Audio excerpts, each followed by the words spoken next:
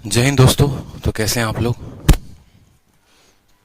Good morning भाई, good morning सभी को।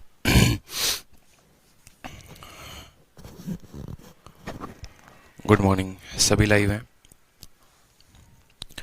बहुत अच्छे। तो आज एक बहुत ही ज़बरदस्त टॉपिक का आगाज होने वाला है, वो है क्वाड्रिलेटरल।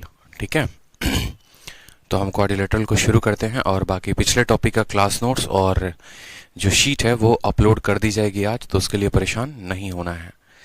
ठीक, बहुत ही बेहतरीन टॉपिक हम पढ़ने वाले हैं और क्वाड्रिलेटरल की भी जो है शीट आज अपलोड हो जाएगी। ठीक है, क्वाड्रिलेटरल में ज़्यादा क्वेश्चंस नहीं हैं, जो भी हैं सिलेक्टिव क्वेश्चंस हैं, ताकि आपको हर तरीके से कंसेप्ट में आपको क्लैरिटी मिल सके। क्वाड्रिलेटरल की बहुत सारी पार्ट जो है वो हमने कवर अप करवा दिया है आपका किसमें, ज्योमेट्री में, और कुछ पार्ट जो बाकी हैं वो हम यहाँ कवर अप करेंगे। इसके बाद हम पॉलीगन या सर्कल को एक टॉपिक उठाएंगे और उसके बाद सर्कल करके हम पूरे ज्योमेट्री को खत्म कर देंगे। ठीक है, चलिए, तो वक्त आ गया है क्वाड्रिलेटरल को शुरू करने का। क्वाड्रिलेटरल यानी चतुर्भुज। आपको जो शीट देंगे उसमें पूरी तरीके से डेफिनेशन हर बात का लिखा होगा, क्वाड्रिलेटरल का, रेक्टेंगल का, स्क्वायर का, रोम्बस का, पैरेललोग्राम का, काइट का, ये पांचों के एक एक प्रॉपर्टी, एक एक एग्जाम्पल, एक एक जो थ्योरी पोर्शंस होते हैं वो सब कुछ आपके शीट में मेंशन्ड होंगे, ताकि आप इसको आगे तक कैरी कर सकें और इसका काफ़ी फ़ायदा उठा सकें। हर उस बात को आप जो है अपने माइंड में रिटेन कर सकें कि अगर हम रेक्टेंगल पढ़ रहे हैं तो रेक्टेंगल से जुड़ी क्या क्या बातें हो सकती हैं। ठीक है, अगर हम स्क्वायर पढ़ रहे हैं तो उससे जुड़ी क्या क्या बातें हो सकती हैं, क्योंकि जो एग्जाम्पल आते हैं ज्योमेट्री में, मैं बार बार कहता हूँ, प्रॉपर्टी बेस्ड आते हैं, और अगर हम इनको समझ लेते हैं तो हमारे लिए काफ़ी चीज़ें आसान हो जाती हैं। तो इनको आसान भाषा में समझाने का काम हमारा है। आपको सभी नए पैटर्न पे, सभी जितने भी नए सवाल हैं उस पर प्रैक्टिस हम करवाएंगे आपको, ताकि आपको क्वाड्रिलेटरल में कोई भी समस्या ना हो। ठीक है, बिल्कुल। इनमें क्लासेस की संख्या ज़्यादा नहीं होगी, मुझे लगता है 4 या 5 क्लासेस में ये खत्म हो जाएगा पूरा का पूरा क्वाड्रिलेटरल। तो बड़े शांति से, बड़े सुकून से एक एक एग्जाम्पल को देखेंगे। ट्रायंगल कम समझ में आया या नहीं समझ में आया उससे इसका कोई संबंध नहीं है, क्वाड्रिलेटरल एक अपना ही टॉपिक है। ठीक है सर, आज तक ऐसा ज्योमेट्री कभी नहीं पढ़ा था, बेस्ट है सर, धन्यवाद भाई। ठीक है, चलो आ जाओ। तो क्वाड्रिलेटरल की बात करते हैं। तो सबसे पहले क्वाड्रिलेटरल है क्या है? तो एक ऐसा प्लेन फिगर जो 4 सीधी रेखाओं से जो है वो बंधा हुआ है। जैसे आपने देखा है कि त्रिभुज को बनाने के लिए 3 रेखाओं की आवश्यकता होती है, उसी तरीके से क्वाड्रिलेटरल को बनाने के लिए 4 रेखाओं की आवश्यकता होती है। जिस तरीके से हमने देखा था कि त्रिभुज के तीनों कोनों का जोड़ कितना होता है, 180 होता है, उसी तरीके से एक चतुर्भुज का चारों कोनों का जो जोड़ होगा वो कितना होगा मेरे भाई? एक चतुर्भुज कोई भी ऐसा बना दिया जिसमें 4 सीधी रेखाएं हैं, तो इनके चारों कोनों का जो जोड़ होगा, इनके चारों कोनों का जो जोड़ होगा, ये जो चारों कोनों का जोड़ होगा ये कितना आएगा? तो 360 आएगा। ये पहली प्रॉपर्टी हो गई क्वाड्रिलेटरल की, जो सामने लिखी गई है। दूसरी बात, अगर आप एक क्वाड्रिलेटरल के मिड पॉइंट को ज्वाइन करते हैं, जैसे इसका मिड पॉइंट यहाँ पे है, इसका मिड पॉइंट यहाँ, इसका मिड पॉइंट यहाँ, इसका मिड पॉइंट यहाँ, कोई भी क्वाड्रिलेटरल हो, किसी भी रूप रंग में हो, अगर उनके मध्य बिंदु को हम ज्वाइन करेंगे तो हमें क्या मिलता है? हमें एक पैरेललोग्राम मिलता है। हमें क्या मिलता है मेरे भाई? हमें एक पैरेललोग्राम मिलता है। If we join the mid point of a quadrilateral then we get a parallelogram. ये पेपर में पूछा जाता है, तो इस बात का हम ध्यान रखेंगे। साथ में अब बात करते हैं क्वाड्रिलेटरल के बारे में। तो क्वाड्रिलेटरल की एक और बात को समझ लीजिए। जैसे मानिए हमारा एबीसीडी एक क्वाड्रिलेटरल है, चारों कोनों का जोड़ 360 है। हम क्वाड्रिलेटरल के आमने सामने भुजाओं को जोड़ते हैं तो ये इनके डायगोनल कहलाते हैं। ठीक है, ये इनके क्या कहलाते हैं? डायगोनल कहलाते हैं। अब बात करते हैं यहाँ पर डायगोनल की, तो इस बात को हमेशा से ध्यान रखेंगे कि जो चारों भुजाओं का जोड़ होगा, यानी ए बी जमा बी सी जमा सी डी जमा ए डी, जो चारों भुजाओं का जो जोड़ होगा वो हमेशा ज्यादा होता है किसके? डायगोनल के सम के, यानी AC प्लस BD के। चारों भुजाओं का जोड़, the sum of all the 4 side of a quadrilateral is always greater than the sum of diagonal. लेकिन ये चारों भुजाएं जो है ये छोटी होती हैं। किससे छोटी होती हैं? तो इन्हीं डायगोनल के 2 गुने से। मतलब डायगोनल के 1 गुने से ये बड़ी होंगी, लेकिन डायगोनल के 2 गुने से क्या होंगी? ये छोटी हो जाएंगी। इसके ऊपर भी आपके प्रीवियस ईयर में सवाल आया है, तो इस बात को ध्यान रखना है कि एक चतुर्भुज के दोनों डायगोनल को हम जोड़ें तो वो हमेशा छोटा होगा उनके साइड के जोड़ से। ठीक है, लेकिन अगर एक चतुर्भुज के दोनों डायगोनल का हम दोगुना कर दें तो वो हमेशा बड़ा होगा किसके? साइड के जोड़ के। ये बात बकायदा आपके शीट में लिखी मिलेगी आपको, इस बात का ध्यान रखिएगा। साथ में अगर डायगोनल क्वाड्रिलेटरल का अगर यहां पर एक बहुत इंपॉर्टेंट बात कही गई है, तो 3rd पॉइंट पढ़िए। ठीक है, थर्ड पॉइंट यहाँ पर ये पढ़िए, ये वाली पॉइंट कि अगर डायगोनल जो है क्वाड्रिलेटरल का किसी भी चतुर्भुज का डायगोनल, किसी भी चतुर्भुज के विकर्ण, जैसे मानिए कोई भी रूप रंग हो किसी भी चतुर्भुज का, अगर वह 90 डिग्री पर काटते हैं, तो सामने वाली भुजाओं का स्क्वायर बराबर होता है सामने वाली भुजाओं के स्क्वायर के। आप इसको जो है रेक्टेंगल के साथ भी आप इसको स्क्वायर के साथ रिलेट करके याद कर सकते हो कि स्क्वायर में भी क्या होता है, डायगोनल एक दूसरे को 90 पर काटते हैं। 90 पर काटते हैं तो दोनों सामने सामने भुजाओं के स्क्वायर जो है, दोनों सामने सामने भुजाओं के स्क्वायर का जोड़ बराबर होगा बाकी दोनों सामने के भुजाओं के स्क्वायर के। तो ये पहला प्रॉपर्टी है जो आपको ध्यान रखना है। This is the first most property. आपने पहली बात क्या सीखी कि एक चतुर्भुज के चारों कोनों को जोड़ने पे 360 आता है।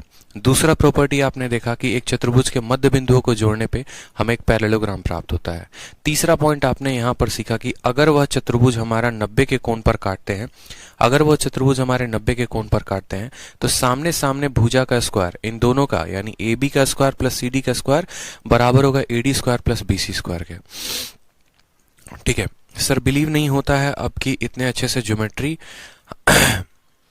हमें आती है। अब ये सब आपकी वजह से हुआ है, थैंक यू सर। कोई बात नहीं संजना वर्मा, देखिए मन लगाकर पढ़ते रहिए।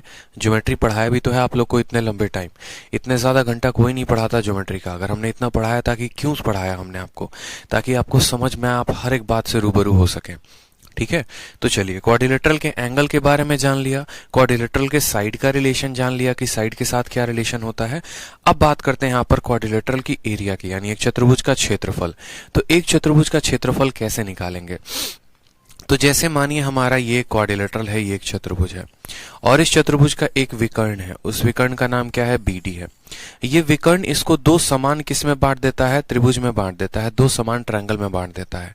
ये जो डायगोनल BD है इसको दो अलग अलग ट्रायंगल में बांट देता है। अब बात करते हैं कि मानो जैसे ये ट्रायंगल का हम बेस मानते हैं इन ट्रायंगल BCD, इसके ऊपर अगर हम एक हाइट डालते हैं तो इस ट्रायंगल का एरिया क्या होगा? तो half into BD into CF होगा। ठीक है, समझ में आ गया बात? Half into BD into CF होगा। उसी तरीके से ये दूसरा वाला ट्रायंगल है, दूसरे वाले ट्रायंगल के बेस को अगर हम BD मानते हैं और यहां से एक अगर हम हाइट डालते हैं तो इस वाले ट्रायंगल का एरिया क्या होगा? Half into BD into AE, half into BD into AE। और जैसा कि हमें पता है कि ये पूरा का पूरा जो चतुर्भुज है, पूरा का पूरा क्वाड्रिलेटरल है, ये दोनों त्रिभुजों से मिलकर बना है, दोनों ट्रायंगल का सम है। तो अगर हमें पूरे क्वाड्रिलेटरल का एरिया निकालना है तो इन दोनों ट्रायंगल के एरिया को क्या कर देंगे? आपस में जोड़ देंगे। जब इनको आपस में जोड़ेंगे तो इनका जो बेस होता है वो BD कॉमन होता है।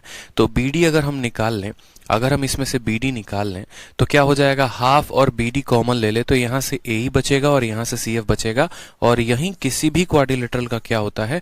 एरिया होता है। यहीं किसी भी क्वाड्रिलेटरल का क्या होता है? एरिया होता है, जिसको परिभाषा में लिखा जाए तो ऐसे भी लिखा जा सकता है, area of any quadrilateral is equal to half into diagonal into sum of perpendicular drop down it. ठीक है, समझ में आ गई बात? जैसे मानिए मैंने आपको एक एग्जांपल दिया और मैंने कहा आपको, ठीक है, मैंने आपको एक एग्जांपल दिया, मैंने कहा देखिए हमारे पास एक चतुर्भुज है। ठीक है, हमारे पास क्या है? एक चतुर्भुज है और इस चतुर्भुज में हमने एक सीधी रेखा खींच दी है। मान लो ये हमारा डायगोनल है, विकर्ण है। इस चतुर्भुज का जो मान है, ठीक है, ये ABCD नाम का एक चतुर्भुज है। इस विकर्ण के ऊपर एक परपेंडिकुलर यहां से डाले जिसकी लंबाई 10 है। ये पूरा का पूरा BD जो है ये 20 है। ठीक है, और यहां से एक डायगोनल डाले हैं। जरूरी नहीं है कि ये डायगोनल उसी पॉइंट पर हो, ये यहां पर भी जा सकता है। इसकी लंबाई हमारी 5 है। इसकी लंबाई कितनी है? 5 है। हमने कहा इस पूरे के पूरे चतुर्भुज का क्षेत्रफल बताइए कितना होगा?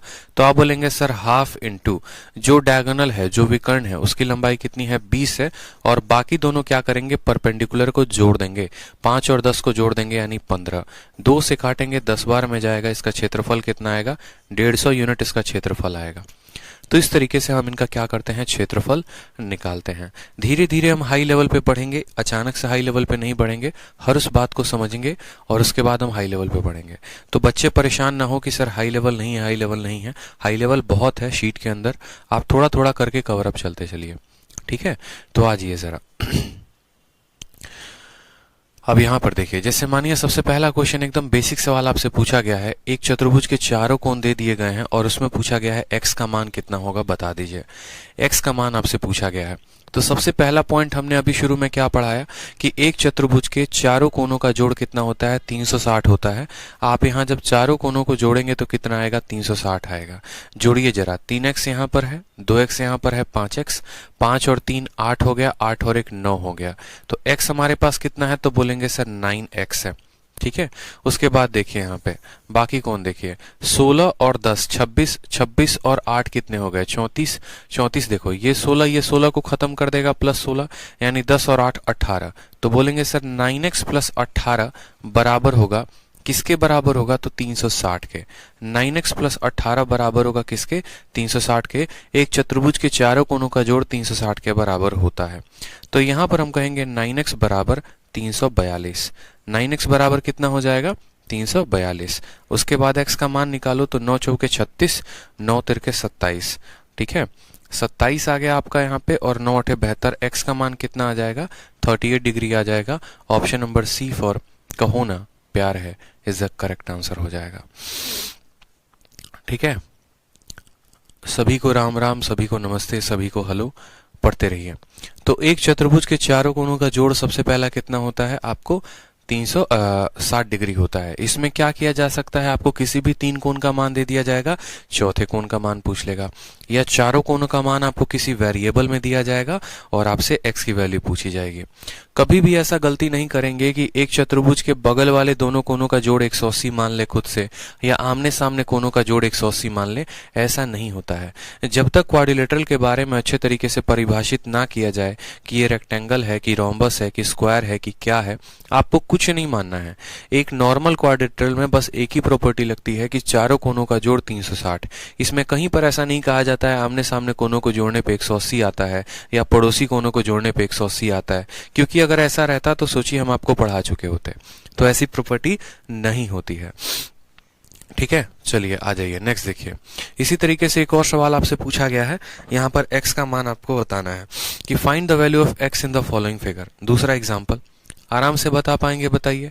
आप बोलेंगे सर देखो ये 130 है और एक सीधी रेखा पर जो कोण बनती है 180 का बनती है, यानी अंदर वाला कोण कितना हो जाएगा, तो 50। ये पूरा का पूरा कोण जो है 180 का बनता है, सीधी रेखा पर कोण 180 की।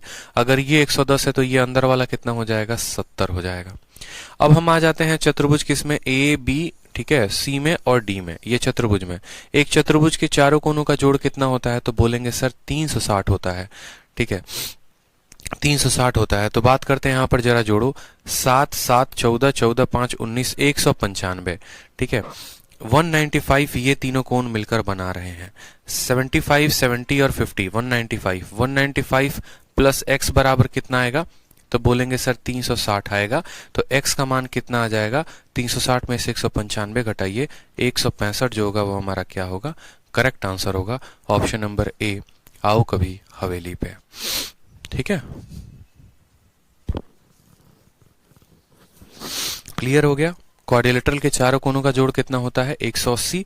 इस आधार पर हमने इसके सवाल को निकाला है। दूसरा कि जैसे आपने एरो कंसेप्ट पढ़ा है, एरो कंसेप्ट में भी आपको मैंने क्वेश्चन करवाया था अच्छे से, तो वो भी कहीं ना कहीं जो एरो कंसेप्ट होता है वो भी क्वाड्रिलेटरल का ही पार्ट हो जाता है, चतुर्भुज का ही पार्ट हो जाता है। और उसमें भी जो हम प्रॉपर्टी लगाते हैं वो भी कहीं ना कहीं क्वाड्रिलेटरल से ही बनकर आता है।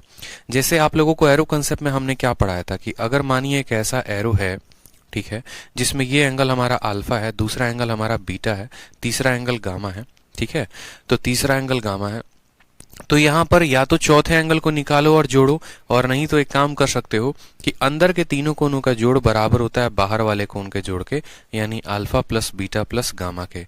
अंदर के तीनों कोनों का जोड़ बराबर होगा किसके, बाहर वाले के। तो हम बात करते हैं, अगर बाहर वाला 150 है और ये 60 है और ये 70 है, 7 6 13, तो पक्का x का मान कितना होगा, पक्का x का मान 20 होगा, क्योंकि 150 में से 60 को और 70 को घटा दो तो x की वैल्यू कितनी आ जाएगी, 20। यानी ये हमारा एरो कंसेप्ट पर बना था, तो इसका आंसर होगा बी फॉर बाहुबली। ठीक है, बी फॉर भारत माता की जय, बिल्कुल। ठीक है, तो इसमें हमें किसका कंसेप्ट लगाना था, एरो कंसेप्ट का। ये हमारा एग्जाम्पल नंबर 3 था। अब आ जाइए नेक्स्ट प्रॉपर्टी के ऊपर। नेक्स्ट प्रॉपर्टी जो हमने आपको शुरू में ही बताया वो क्या है कि अगर कोई भी दुनिया का एक क्वाड्रिलेटरल है, कोई भी चतुर्भुज है, उन चतुर्भुज के चारों भुजाओं के मध्य बिंदु को जोड़ेंगे, ठीक है, उन चतुर्भुज के चारों साइड के आप मिड पॉइंट को जोड़ेंगे। जैसे मानिए एडी का मिड पॉइंट एस है, हमारे डीई का मिड पॉइंट आर है, हमारे बीसी का मिड पॉइंट क्यू है, हमारे एबी का मिड पॉइंट पी है। जब हम इन सभी मिड पॉइंट्स को जोड़ेंगे ना, मध्य बिंदु को जोड़ेंगे, तो अंदर जो बनेगा ना, ये हमारा पी क्यू आर एस, ये क्या होगा, तो पी क्यू आर एस एक पैरेललोग्राम होगा। ठीक है, पी क्यू आर एस से क्या होगा, समांतर चतुर्भुज होगा, एक समांतर चतुर्भुज। पैरेललोग्राम के बारे में और डिटेल में हम आगे पढ़ेंगे। अभी बस हमें इतना समझना है कि जब हम एक क्वाड्रिलेटरल के मध्य बिंदु को जोड़ते हैं तो हमें एक समांतर चतुर्भुज मिलता है। अब चलो ठीक है, समांतर चतुर्भुज मिलता है, तो इस समांतर चतुर्भुज यानी इस पैरेललोग्राम का एरिया क्या होगा। तो जब हम बात करेंगे यहाँ पर parallelogram P Q R S का जो एरिया होगा वो बराबर होगा मेरे भाई, वो बराबर होगा आधे किसके, तो आधा हमारा क्वाड्रिलेटरल एबीसीडी के। ठीक है, आधे के एबीसीडी के, एबीसीडी का आधा, यानी पूरा का पूरा एबीसीडी अगर मानो यहाँ पर 80 है, पूरा का पूरा एबीसीडी जो है अगर 80 है, तो हमारा पीक्यूआरएस का जो एरिया होगा वो कितना होगा, 40 होगा। पीक्यूआरएस का जो एरिया होगा वो कितना होगा, 40 होगा। इस बात को ध्यान में रखेंगे। ठीक है, तो इसके ऊपर पहला सवाल मैं आपसे पूछता हूं, आपके एग्जाम में ऐसा क्वेश्चन पूछा गया था। देखिए आपके एग्जाम में, चलिए मान लीजिए ऐसा क्वेश्चन पूछा गया,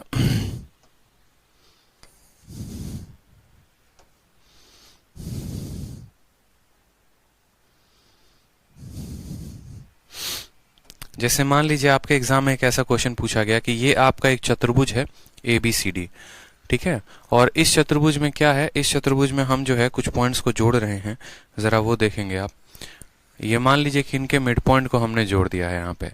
अब इनके मिड पॉइंट को जब हमने जोड़ दिया है यहाँ पे, और सवाल में हमसे हमारा एग्जामिनर बोला है कि अंदर वाले की एरिया 70 है, ठीक है, ये छोटे वाले की एरिया 10 है, इसकी एरिया 20 है और इसकी एरिया जो है 10 है, तो आप बताओ मुझे इसका एरिया कितना होगा। ये जो पार्ट है यहाँ पर, अगर हम बात करें इनका नामकरण भी कर दे PQRS नाम से, तो हमसे हमारा एग्जामिनर बोला है कि APS का जो एरिया होगा वो कितना होगा। आप क्या बोलेंगे, सर देखो एक क्वाड्रिलेटरल के मिड पॉइंट को ज्वाइन करते हो तो एक पैरेललोग्राम मिलता है, समांतर चतुर्भुज मिलता है। ठीक है, अब यहाँ पर एक समांतर चतुर्भुज मिलता है यहाँ पे, तो इस समांतर चतुर्भुज का जो क्षेत्रफल है, जो अंदर वाले का एरिया है, वो बराबर होगा बाहर वाले चारों एरिया के। क्यों, क्योंकि देखो अगर हम बात करते हैं पूरे के पूरा एरिया अगर 20 है या पूरा का एरिया अगर 100 है, तो अंदर 50 होगा, बाहर वाला जो होगा वो 50 होगा। ठीक है, क्योंकि अंदर वाले समांतर चतुर्भुज का जो क्षेत्रफल है वो पूरे क्वाड्रिलेटरल के क्षेत्रफल का आधा होगा। अगर यहाँ पर ये जनाब 70 है ना, तो ये बाकी जो है चारों के चारों कोनों का जोड़ कितना आएगा, तो 70 आएगा। चारों के चारों का क्षेत्रफल, चारों के चारों का क्षेत्रफल 70 आएगा, यानी अंदर वाला अगर 70 है तो बोलोगे 70 बराबर 20 प्लस 10 प्लस 10, 20 प्लस 10 प्लस 10 और प्लस हमारा क्या हो जाएगा, x हो जाएगा। तो x का वैल्यू कितना आएगा, 70 में से आप 40 घटा दो तो x की वैल्यू आ जाएगी 30 सेंटीमीटर स्क्वायर, यानी APS का जो एरिया होगा वो कितना होगा, 30 हो जाएगा। ठीक है, APS का जो एरिया होगा वो कितना हो जाएगा, 30 हो जाएगा। ध्यान रहेगा हमारा ये सवाल, ठीक है, ध्यान रहेगा आपको ये पॉइंट क्लियर है, बताओ जल्दी से। तो इसी के ऊपर एक क्वेश्चन पूछा गया है, जरा देखो क्वेश्चन आपको एग्जाम्पल नंबर 4 हम सीधा लेके चलते हैं, और एग्जाम्पल नंबर 4 में आपके प्रीवियस ईयर का एक क्वेश्चन है, जरा वो देखिए। सवाल में आपसे कहा गया है कि what is the area of quadrilateral PQRS, PQRS का क्षेत्रफल कितना होगा। सवाल को पढ़िए अच्छे से, हिंदी इंग्लिश दोनों में दिया गया है। यदि आपका ट्रायंगल APS का जो एरिया है वो हमारा 8 है, ठीक है, ट्रायंगल BPQ का जो एरिया हो गया वो हमारा 12 हो गया, ट्रायंगल QCR का जो एरिया हो गया वो हो गया 9, और ट्रायंगल RDS का जो एरिया हो गया, RDS का जो एरिया हो गया वो हो गया 15। ठीक है, अब यहाँ पर PQRS कैसे पॉइंट है, तो PQRS जो है वो इनके मिड पॉइंट को जोड़ने से बना है, वो इनके मिड पॉइंट को जोड़ने से बना है। तो यहाँ पर अगर हम बात करेंगे तो अंदर वाले PQRS का एरिया वही होगा जो बाहर वाले चारों छोटे छोटे ट्रायंगल्स का होगा। ठीक है, तभी तो अंदर वाला अगर 1 यूनिट है और बाहर वाला 1 यूनिट है तो पूरा क्वाड्रिलेटरल 2A यूनिट होता है।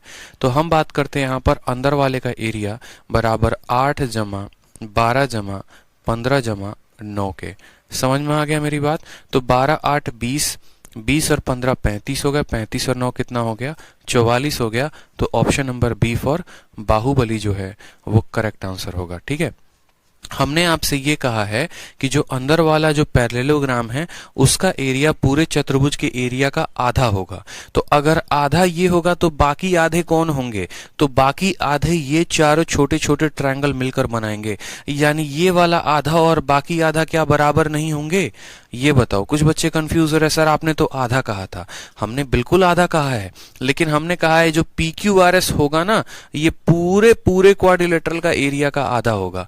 जैसे अगर आप बहुत बेसिक में जाना चाहते हैं तो आप ऐसे समझ सकते हैं कि मान लीजिए कि इसका एरिया 8 है, इसका एरिया 15, इसका 12, इसका 9 है और अंदर वाले जो है पैरेललोग्राम का एरिया x है। तो आप बोलेंगे सर इस हिसाब से पूरा का पूरा क्वाड्रिलेटरल का एरिया कितना हो जाएगा? तो बोलोगे सर x + 12 + 8 + 15 + 9। ठीक है, 8 + 15 + 9, ये पूरा का पूरा जो है चतुर्भुज का एरिया हो गया। और इसका आधा कितना होता है? तो इसी का आधा हमारा कौन होता है? तो x होता है।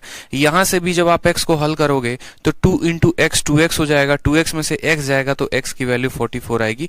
आप ऐसा भी लिख सकते हो। तो दोनों चीजें आपके ऊपर हैं समझने के लिए, दोनों चीजें आपके ऊपर हैं कि अगर हम इसको x मानते हैं तो पूरे क्वाड्रिलेटरल का एरिया इतना हो जाएगा और पूरे क्वाड्रिलेटरल का एरिया का आधा कौन होगा? तो उसका आधा हमारा यानी ये पैरेललोग्राम होगा। x का मान निकालोगे तो कितना आ जाएगा? 44 आ जाएगा। या ऐसे समझ लो कि आधा पार्ट ये है तो बाकी आधे में कौन होंगे? तो बाकी आधे में हमारे ये चारे के चारों ट्रायंगल होंगे। जैसे मानिए मैंने आपको ये कहा कि हमने यहाँ पर एक क्वाड्रिलेटरल बनाया है, मान लो यहाँ पे। ठीक है, मैंने कहा पूरे क्वाड्रिलेटरल का एरिया 80 यूनिट है, पूरे क्वाड्रिलेटरल का एरिया 80 यूनिट है और इसके मिड पॉइंट को हमने ज्वाइन किया है। ठीक है, इसके मिड पॉइंट को ज्वाइन किया है तो ये जनाब कितने हैं? 40 हैं। अगर खुद बताओ ये पूरा का पूरा क्वाड्रिलेटरल 80 है और ये 40 है तो बाकी 40 में कौन होंगे?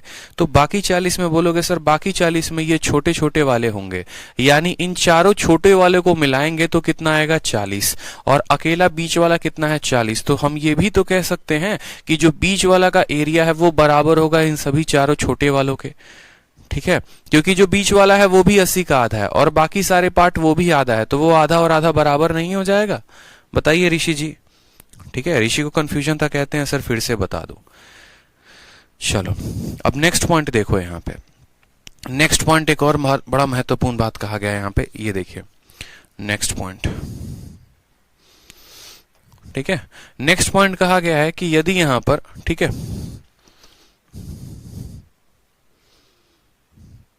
ये वाला पॉइंट बहुत ही इंपॉर्टेंट पॉइंट है। अब इस पॉइंट को देखिए।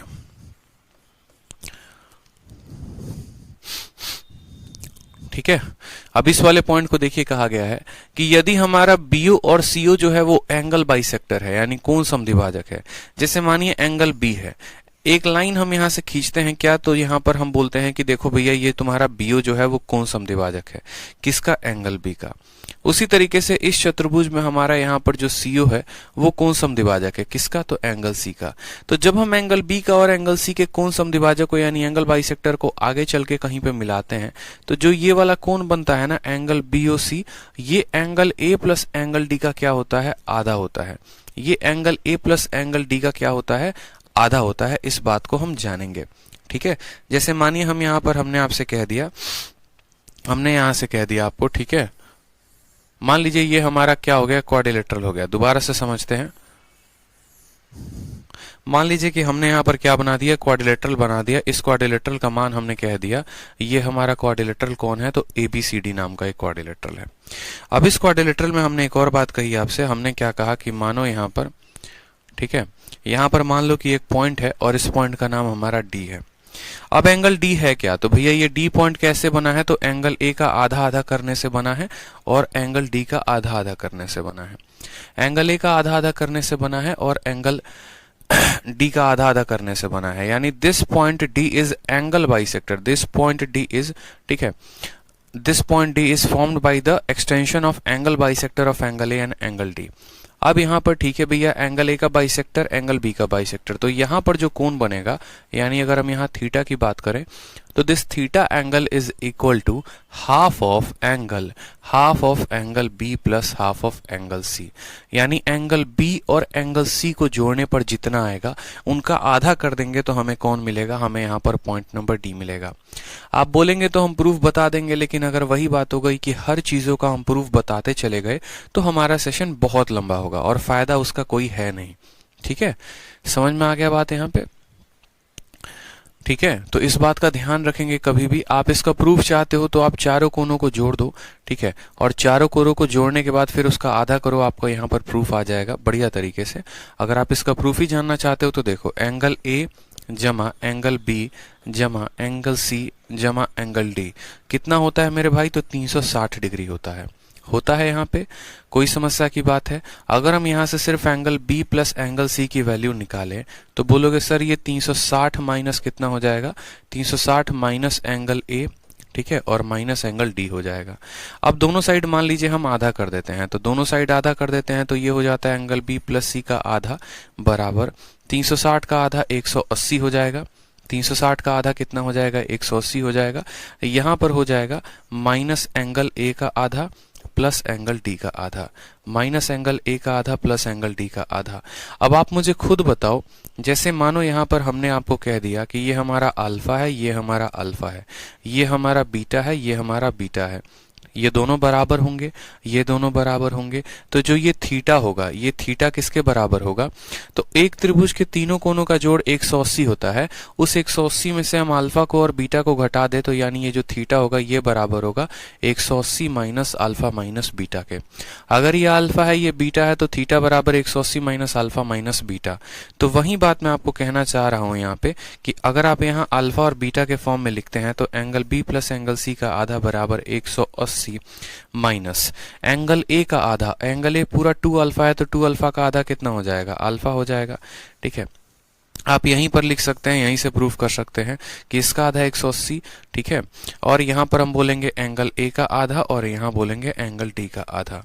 उसके बाद देखिए यहां पर तो बोलेंगे सर 180 एंगल ए का आधा अल्फा हो गया, एंगल ए का आधा बीटा हो गया, यानी हम यहां कह सकते हैं, ठीक है, कि ये थीटा के बराबर। तो थीटा का मान हमारा इतने के बराबर प्रूफ हो गया कि नहीं हो गया? थीटा हमारा इसका बराबर आ गया कि नहीं आ गया?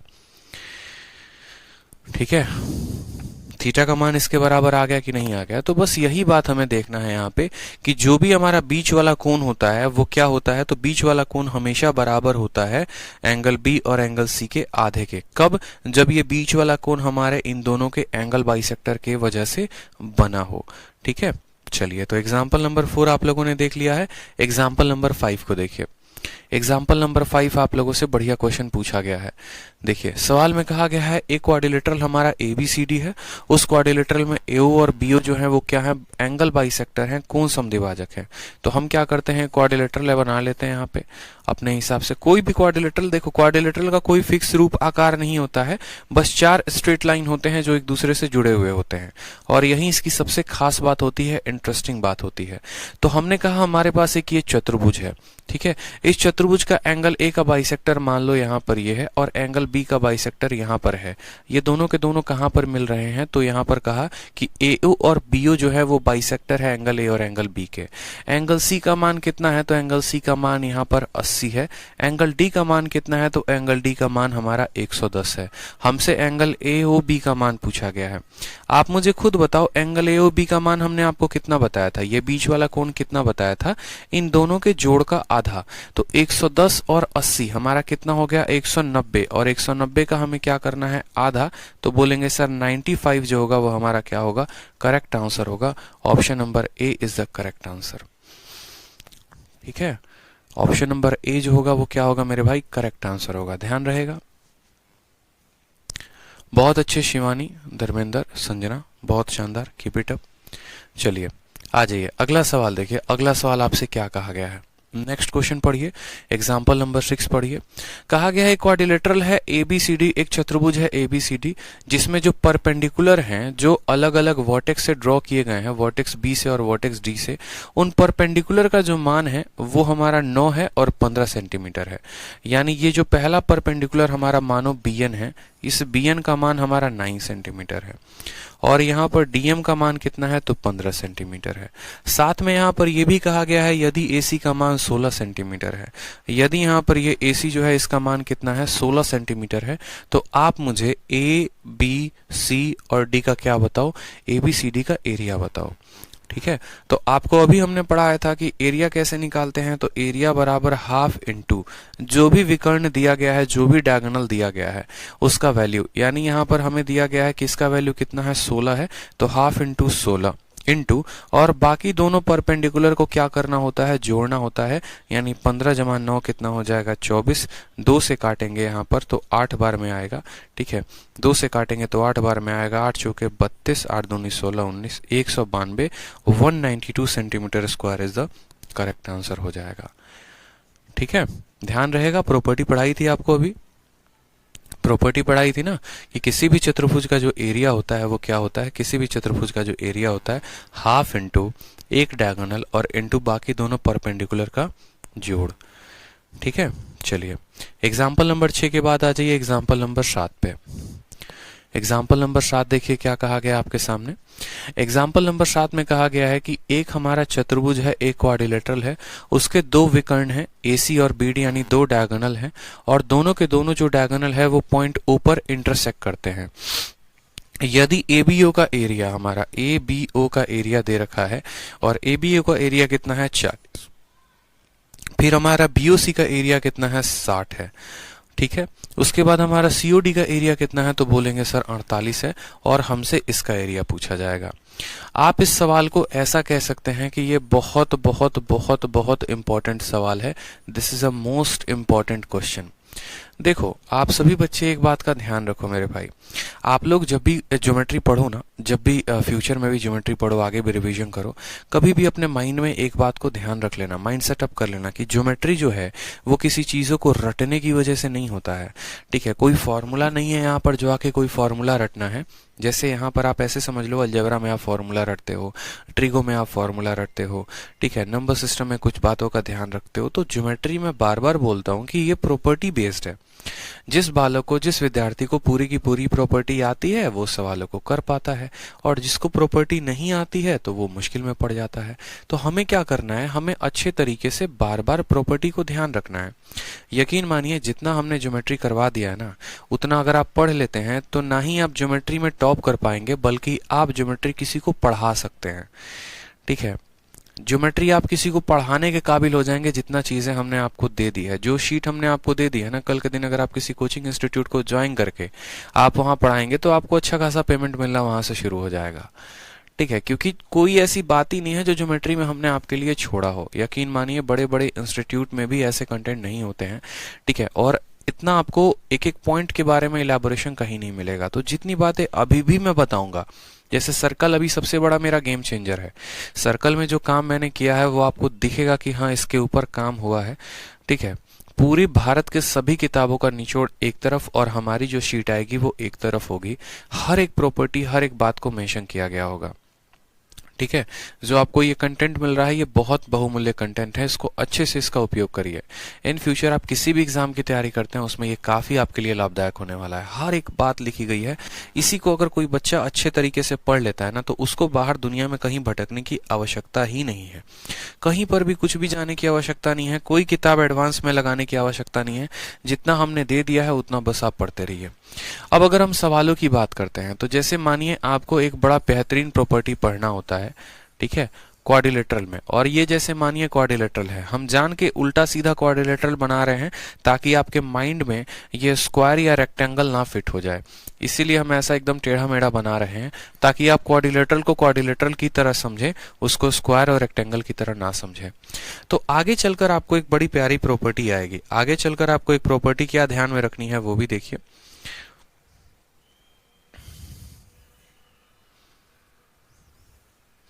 आगे चलकर आपको एक प्रॉपर्टी ध्यान रखनी है कि यदि एक चतुर्भुज ABCD है और उस चतुर्भुज के हमने दो विकर्णों को मिला दिया, यानी एक क्वाड्रिलेटरल ABCD है और इसके दोनों डायगोनल को हम मिला देते हैं। इसके दोनों डायगोनल को क्या करते हैं मेरे भाई, मिला देते हैं। ये दोनों डायगोनल अगर ऊपर काटते हैं, ये दोनों डायगोनल अगर ऊपर काटते हैं तो हमें एक बात को अपने मन में आजीवन ध्यान रखना है कि अगर ये एरिया A1 है, ये एरिया A2 है, ये एरिया A3 है और ये एरिया अगर 4 है, ये चार अलग अलग पार्ट में बटा है, बराबर नहीं है, ये चार अलग अलग पार्ट हैं। ये चारों के चारों पार्ट क्या हैं, अलग अलग पार्ट हैं। तो इस चारों पार्ट में आपको एक बड़ा प्यारा सा रिलेशन मिलता है, और वो रिलेशन हमारा ये होता है कि इनके आमने सामने का जो गुना होता है, यानी a1 इंटू a3, इनके आमने सामने का जो गुना होता है a1 इंटू a3 बराबर होता है किसके, बाकी दोनों आमने सामने के गुना के, यानी a2 इंटू a4 के। इस बात को ध्यान रखेंगे।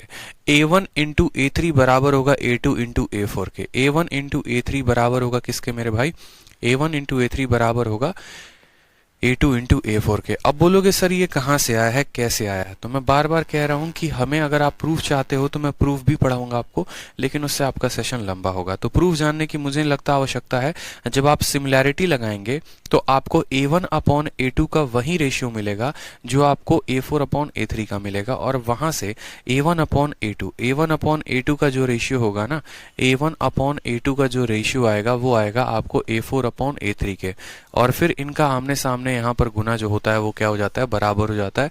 फिर वो सिमिलैरिटी के लिए अलग अलग त्रिभुज लेने पड़ते हैं, अलग अलग कहानी होती है। हमें बस इतना ध्यान रखना है, आमने सामने का जो गुना है वो बराबर होगा बाकी दोनों आमने सामने के गुना के, ठीक है, वो दोनों भी बराबर होगा आमने सामने के गुना के। जैसे मानिए हमने यहाँ पर एक क्वाड्रिलेटरल बना दिया, मान लो यहाँ पर, और इस क्वाड्रिलेटरल के दोनों यहाँ पर विकर्णों को यानी डायगोनल्स को हमने यहाँ पर जोड़ दिया, इंटरसेक्ट करवा दिया ABCD में। हमने आपसे ये कहा माय डियर, हमने आपसे ये कहा कि इसका एरिया 16 है, इसका एरिया 5 है, इसका एरिया 80 है, ठीक है। ये 80 ना कह के आप कह सकते हो इसका एरिया 40 है।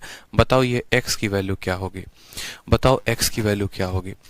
आप तुरंत जो है, ठीक है, आप तुरंत यहां पर देखेंगे तो बोलेंगे सर 16 इंटू 5 बराबर होगा x इंटू कितना के, तो x इंटू 40 के। 16 पचे कितना होता है 80, 80 40 को कितनी बार में काटेगा, ठीक है, 40 80 को 2 बार में काटेगा, तो x की वैल्यू कितनी आ जाएगी, 2 आ जाएगी। समझ में आ गया मेरी बात को। a1 इंटू a3 बराबर a4 इंटू a2, तो 16 इंटू 5 80 बराबर 40 इंटू 2 कितना आ जाएगा, 80 आ जाएगा। तो ध्यान रहेगा यहाँ पर जो ट्रायंगल का एरिया है वहां पर कितना है, तो 2 है, ठीक है। तो अब यहाँ पर जो सवाल हमने पढ़ा है वो हमने क्या पढ़ा, सेम तरीके से। अब यहाँ पर जो हमारा एग्जाम में क्वेश्चन आया था वो क्या आया था कि हमें इसका मान 40 दिया गया है, इसका मान 48 दिया गया है, इसका मान 60 दिया गया है, ये AOD का मान कितना होगा। तो आप बोलेंगे सर कोई दिक्कत की बात नहीं है, आप AOD को कितना मान लो, तो AOD को आप x मान लो। तो आपने जो प्रॉपर्टी पढ़ाई थी वो हमें ध्यान है, 40 इंटू 48 बराबर हो जाएगा किसके, बराबर हो जाएगा x इंटू किसके, तो x इंटू 60 के। ध्यान रहेगा ये बात, बताओ 40 इंटू 48 बराबर होगा x इंटू 60 के। 12 से काटेंगे तो 4 बार में, 12 से काटेंगे तो 5 बार में, 5 से काटेंगे तो 8 बार में, तो जो x का मान आएगा वो कितना आएगा, 8 इंटू 4 32 सेंटीमीटर स्क्वायर, और ये हमारा क्या होगा, करेक्ट आंसर होगा, ठीक है। तो x का मान कितना आ जाएगा, 32 सेंटीमीटर स्क्वायर, ये हमारा करेक्ट आंसर होगा। लेकिन गौर फरमाइएगा जरा, सवाल में आपसे सवाल में बोला गया है कि पूरे के पूरे क्वाड्रिलेटरल का बताओ एरिया कितना होगा, और बहुत बच्चे क्या होते हैं 32 आता है और 32 ढूंढना शुरू कर देते हैं। तो भाई ठीक है, आपसे 32 थोड़ी पूछा है, आपसे ये पूछा गया है कि पूरे चतुर्भुज का एरिया बताओ कितना होगा। तो अब आपको पूरे चतुर्भुज का एरिया बताना है, तो x का मान कितना आ गया, तो बोलोगे सर x का मान 32 आ गया। इन चारों पार्टों को जोड़ दो तो आप पूरे क्वाड्रिलेटरल का एरिया बता पाओगे। इस पार्ट को जोड़ो तो 40 30 70 और ये हो गया 80, 80 यहाँ हो गया, ठीक है, और यहाँ पर 100 हो गया, तो 80 जमा 100 कितना हो जाएगा, 180, यानी option number D for Devsena is the correct answer. पहले हमें किसका मान निकालना है, x का, और जब हम x का मान निकाल लेंगे तो हम पूरे के पूरे चतुर्भुज का क्षेत्रफल बता पाएंगे। क्लियर हो गया, बताओ आगे बढ़े। एग्जाम्पल नंबर 7 क्लियर है।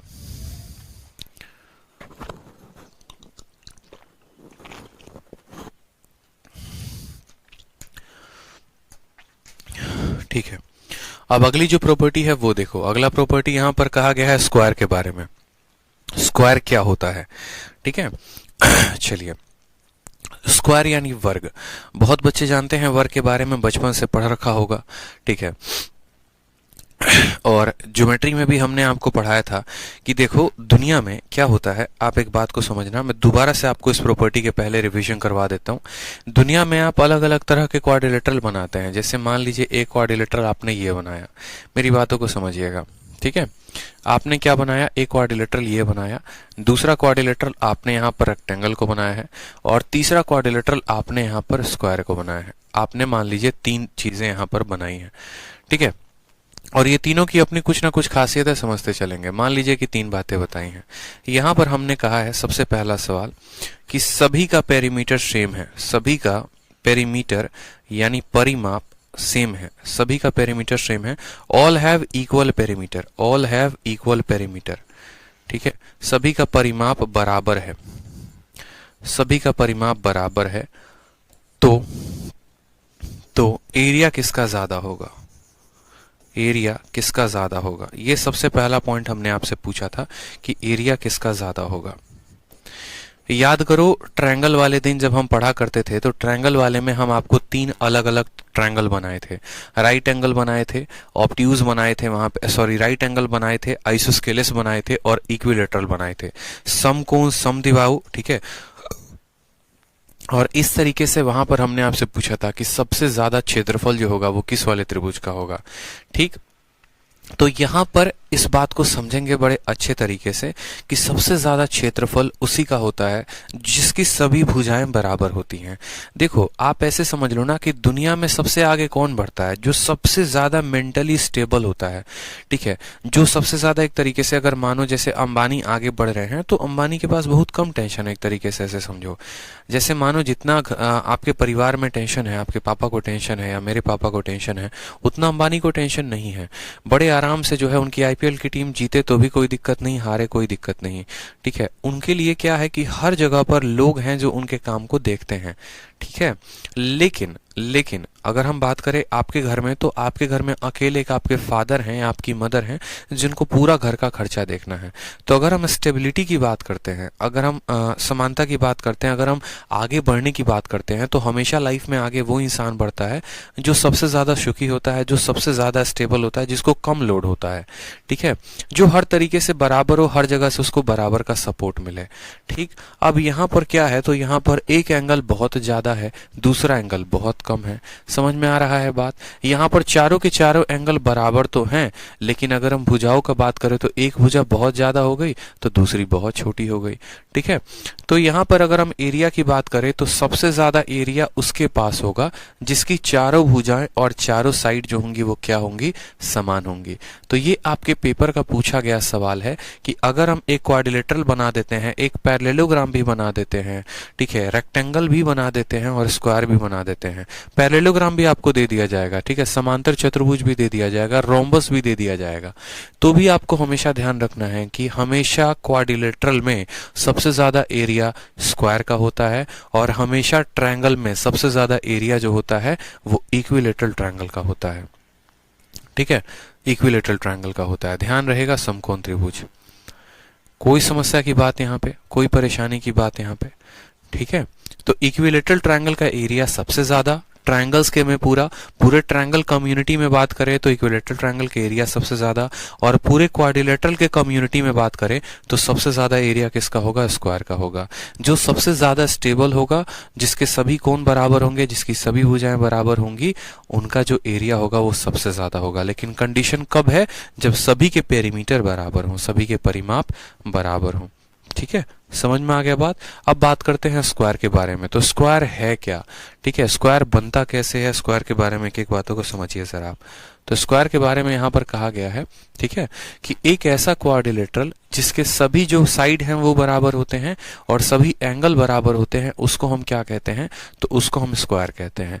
यानी अगर इसके चारों एंगल बराबर होंगे और चारों एंगल का जोड़, अगर मानो अल्फा अल्फा अल्फा अल्फा, तो आप बोलेंगे सर 4 अल्फा, और यही 4 अल्फा, देखो एक क्वाड्रिलेटरल के चारों कोनों का जोड़ कितना होता है, 360। तो जब चारों कोण हमारे बराबर हो गए तो प्रत्येक कोण का मान कितना आएगा, प्रत्येक कोण का मान 90। इस वजह से कभी भी एक यहाँ पर वर्ग के अंदर वर्ग का जो एरिया होता है, जो क्षेत्रफल होता है, सॉरी वर्ग का जो प्रत्येक कोण होता है वो कितने का होता है, 90 का होता है। प्रॉपर्टी नंबर 1 कि वर्ग का यानी स्क्वायर का चारों कोण कितने कितने के, 90 के। यानी पहली प्रॉपर्टी की सभी के सभी कोण कितने होंगे, तो 90। उसके बाद दूसरी प्रॉपर्टी ये होती है कि इसके चारों भुजाएं जो होती हैं वो क्या होती है, समान होती है। तो हम यहाँ कह सकते हैं कि ऑल साइड्स इक्वल, ठीक है, ऑल साइड्स इक्वल।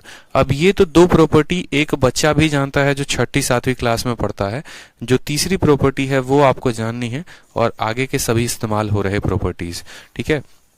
अब तीसरी प्रॉपर्टी अगर हम जाने तो हम बात करते हैं कि अगर हमारा एक वर्ग है, अगर हमारा एक स्क्वायर है, तो वो कितने पर काटेगा, तो 90 डिग्री पर काटेगा, यानी वो बाइसेक्ट करते हैं। कौन बाइसेक्ट करता है, तो डायगोनल।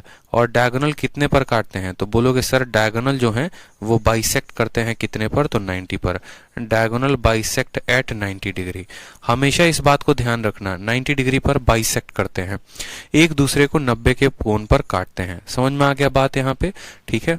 जैसे मानो ये 90 है आपका और ये आपका 45 हो जाता है, तो ये भी आपका 45 हो जाता है। क्यों, अब बोलोगे सर ऐसा क्यों है, तो जरा समझते चलो, हर एक बात को मैं आपको समझाता हूँ। जैसे मानो हमने क्या किया, हमने एक स्क्वायर बना दिया, ठीक है, हमने क्या किया, यहाँ पे एक स्क्वायर बना दिया। अब स्क्वायर में क्या किया हमने छोटी छोटी बातों का ध्यान रखेंगे, हमने इनके आमने सामने वाले भुजाओं को हमने जोड़ दिया एक पल के लिए। अब एक पल के लिए आप बोलोगे तो सर ये भी साइड ए है और ये भी साइड ए है, ये भी साइड ए है और ये भी साइड ए है। जब ये दोनों भुजाएं हमारी बराबर होंगी तो इनके द्वारा बना हुआ कोण भी क्या होगा, बराबर होगा। बताओ, बोलो बराबर होगा। यानी ये वाला कोण अगर हमारा 90 डिग्री है तो बाकी दोनों कोण कितने होंगे, तो बोलोगे सर ये 45 का होगा और ये भी हमारा 45 का होगा। उसी तरीके से अगर ये पूरा का पूरा 90 है जिसमें ये 45 है, तो बोलोगे सर ये भी कितना होगा, तो 45 होगा। यानी 45 45 में बट गया। उसी तरीके से ये भी 45 45 में बटेगा, ये भी हमारा 45 और 45 में बटेगा, ठीक है, और ये भी हमारा 45 और 45 में बट जाएगा, ठीक है। कितनी प्रॉपर्टीज अभी बन के निकलेंगी वो देखते चलो। अब जैसे मानो मैंने कहा ये दोनों कोण 45 है, तो ये दोनों भुजा भी क्या होगी, बराबर होगी। ये दोनों भुजा भी क्या होगी, बराबर होगी। उसी तरीके से हमने कहा ये दोनों 45 है, तो ये भी दोनों आपस में बराबर होगी, और ये दोनों 45 है यानी ये भी दोनों आपस में बराबर होगी। यानी हम यहाँ से ये बात कह सकते हैं कि पहला बात यहाँ पर हमने ये सीखा है कि भाई मेरे सभी के सभी एंगल क्या होते हैं, तो बाइसेक्ट होते हैं। वर्टेक्स पर जितने भी एंगल हैं वो सभी के सभी क्या होंगे, बाइसेक्ट होंगे। और ये 45 है, ये 45 है, तो बीच वाला कोण कितने का होगा, 90 का।